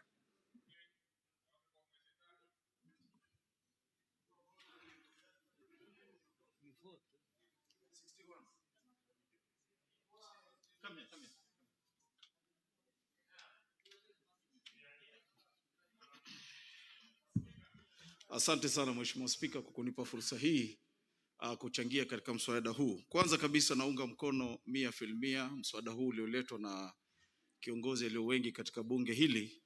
Mheshimiwa Spika, mimi nimechaguliwa kwa mara ya pili sasa hivi, na nikiangalia kazi kubwa ya utendaji kazi katika bunge la kitaifa, ama kutengeneza sheria, ama kuangalia usimamizi yanayoendelea katika sekta zetu za uwajibikaji, Mheshimiwa Spika, naona kazi kubwa inafanyika katika kamati, na kubadilishwa kwa kamati ama wale wanaokaa kwenye kamati kwa katikati ya muhula, mimi naona pia ni uzima, kwa sababu kitu ambacho ningependa kuwaambia wenzangu ni kuwa katika kazi yako kwenye kamati uliochaguliwa, hata kama si fani yako, lakini ukiwa na ari ya kuchangia katika vikao kama vile, basi tayari wewe utakuwa ni mmoja katika wale unatenda kazi. Mimi Mheshimiwa Spika, nilipochaguliwa kwenye kamati ya mashamba wakati ule bunge lilipoanza, bunge la 17, sikuwa na umahari vizuri, lakini nilipochaguliwa kama naibu wa mwenyekiti niliweza kujua na mipango kuangalia ni namna gani naweza kuwajibika mbali na kuwa kwenye bunge na kuzungumza. Lakini nikiwa kwenye kamati kuna mengi ambayo tumefanya katika kamati ya mashamba, na natoa shukrani kwa kuweza kuregeshwa tena kwenye kamati hii ili niweze kuwajibika, kwa sababu kwangu mimi miaka iliyobakia kwa uwezo wa Mwenyezi Mungu nitafanya kazi iwezekanavyo ili katika zile sheria ambazo zimekuwa na utata katika masuala ya mashamba, katika yale masuala ambayo yameletwa na waheshimiwa wabunge ndani ya bunge hili la kitaifa, vile vile tutaweza kukaa pamoja na kamati ile ile ambayo tumekuwa nayo, na naona pia kuna wengine ambao wameongezwa, wamebadilishwa. Tuko na imani kuwa kazi itafanyika. Mheshimiwa Spika, natoa shukrani kwa viongozi wale ambao wanasimamia masuala haya, na naunga mkono mswada huu kikamilifu. Asante sana Mheshimiwa Spika. Very well. Now, the mover is to respond, but we could probably have a minute each by the deputy minority leader and then the majority whip, sorry. Proceed. Thank you, Mr. Speaker. Mr. Speaker. What is your point of order, Honorable Ngeno? Just a point of order, please. Yeah, Speaker, remember, I've made this request with the idea that a member has an obligation to serve or not to serve, to choose to serve or to choose not to serve. Speaker, it's unfortunate I'm not... I really want you to... It's a point of order. Yes. I will be very brief and very specific. You know, because the majority leader is supposed to respond. Yes, and so that is why I would have wished on the point of order. What is it? Speaker, I would have wished the majority leader to respond before I make my statement. To what now? Listen, Mr. Speaker, that is what I'm saying. I want to make my point that you have risen on a point of order, and I've given you Honorable Ngeno. I want you to just put your point. Then he could. I don't think he will respond. I will respond myself. Speaker, I'm on a point of order, and my point of order is this. Yes. My point of order is this. I want to request the sender to take back. Yes, that is what I'm saying. The Speaker, I've been put on a committee called Committee of Parliamentary Powers and Privileges. Mr. Speaker, it is a very powerful committee, a very strong committee that is meant to be disciplining members and doing all that. But Mr. Speaker, just like the leader of majority had stated clearly, that they do these selections to particular committees based on parties and party proposals.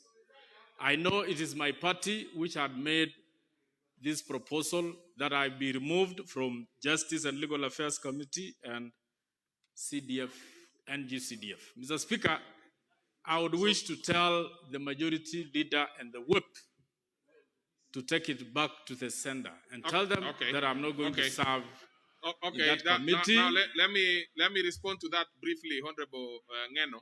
You are perfectly valid to raise issues, whatever issues in the House, but the procedure is what you have missed out. What you need to do is, since this thing will not be changed, it will be either adopted or rejected. You can now make a specific formal request to the selection committee when they sit. Then they could, well, if you are just saying you are not interested, that's fine. If you are saying that you want to be changed into a other different committee, I'm sure they can work it out. Thank you, Mr. Speaker, for the opportunity. Mr. Speaker, I wish to... Thank you. Mr. Speaker, I wish to raise three concerns very quickly. And Mr. Speaker, these are to do with the fact that, you see, these committees are formed by the standing orders. And Mr. Speaker, I've observed that Article 95 allows us to be in oversight committee so that we can be able to carry out that mandate of oversight.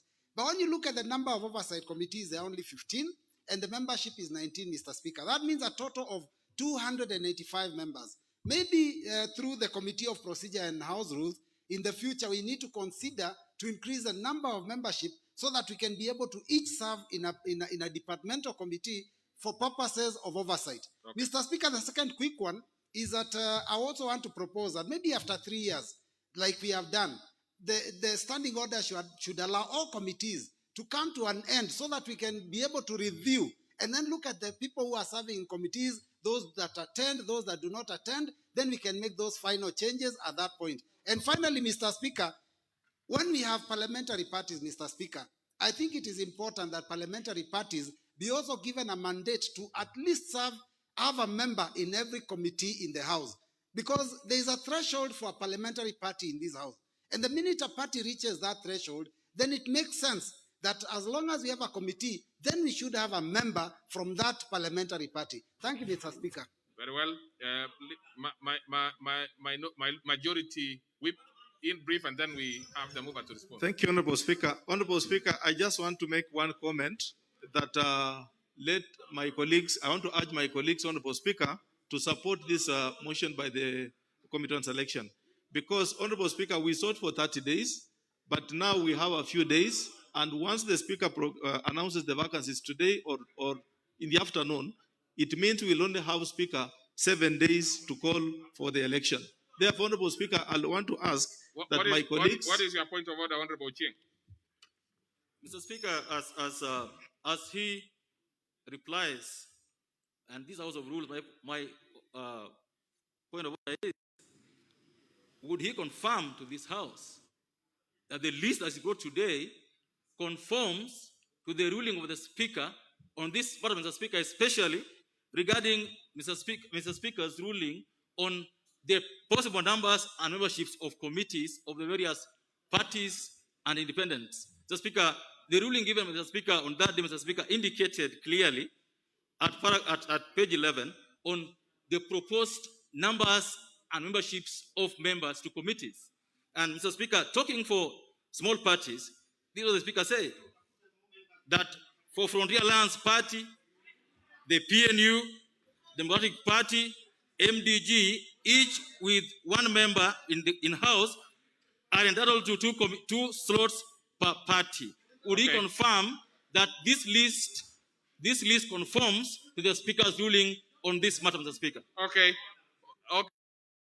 Minority whip. And then we probably must... Mr. Speaker, through your guidance, Mr. Speaker, let us not bring frivolous point of order, Mr. Speaker.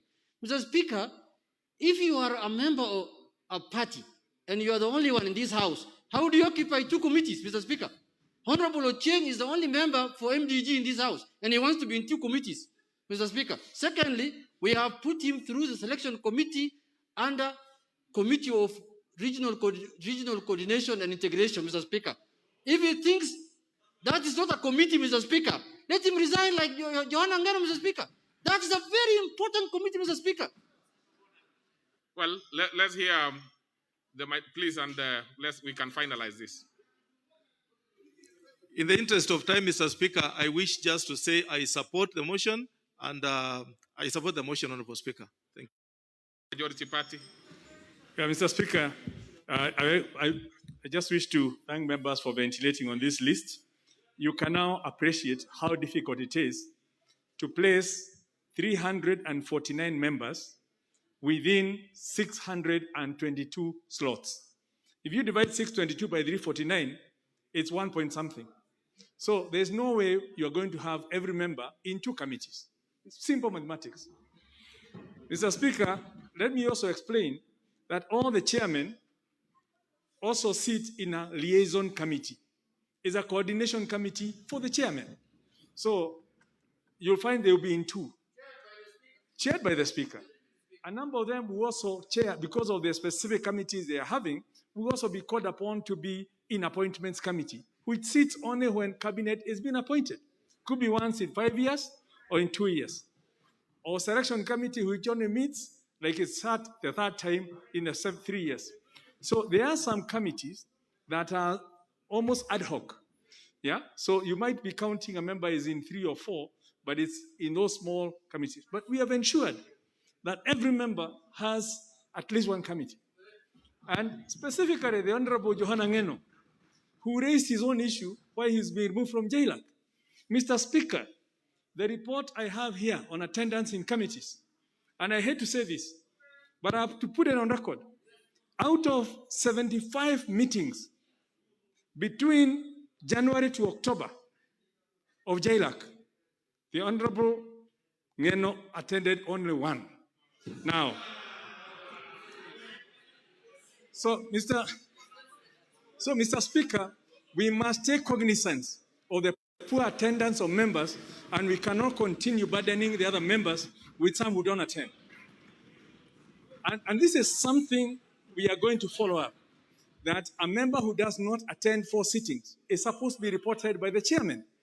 But because members have been holding chairman to ransom, that if you report us, we are going to impeach you, I will take over that responsibility. And I will monitor that if members are not attending 4 meetings consecutively, the letter to the whip, we have the template. The only thing that will change is the date and the name. So, Mr. Speaker, with those words, I beg to reply. Okay, so I proceed to put the question, which is that further to the resolution of the House of Tuesday, 5th December 2017, appointing members to various committees, and pursuant to provisions of Standing Order 173, this House further approves the appointment of the following members to the respective committee as specified in the order paper. Will as many as of that opinion say aye? Aye. Many as of a contrary opinion say nay? The ayes have it. And honorable members, time being 2:30, time being 1, this House stands adjourned until Wednesday, 15th July 2020 at 2:30 p.m.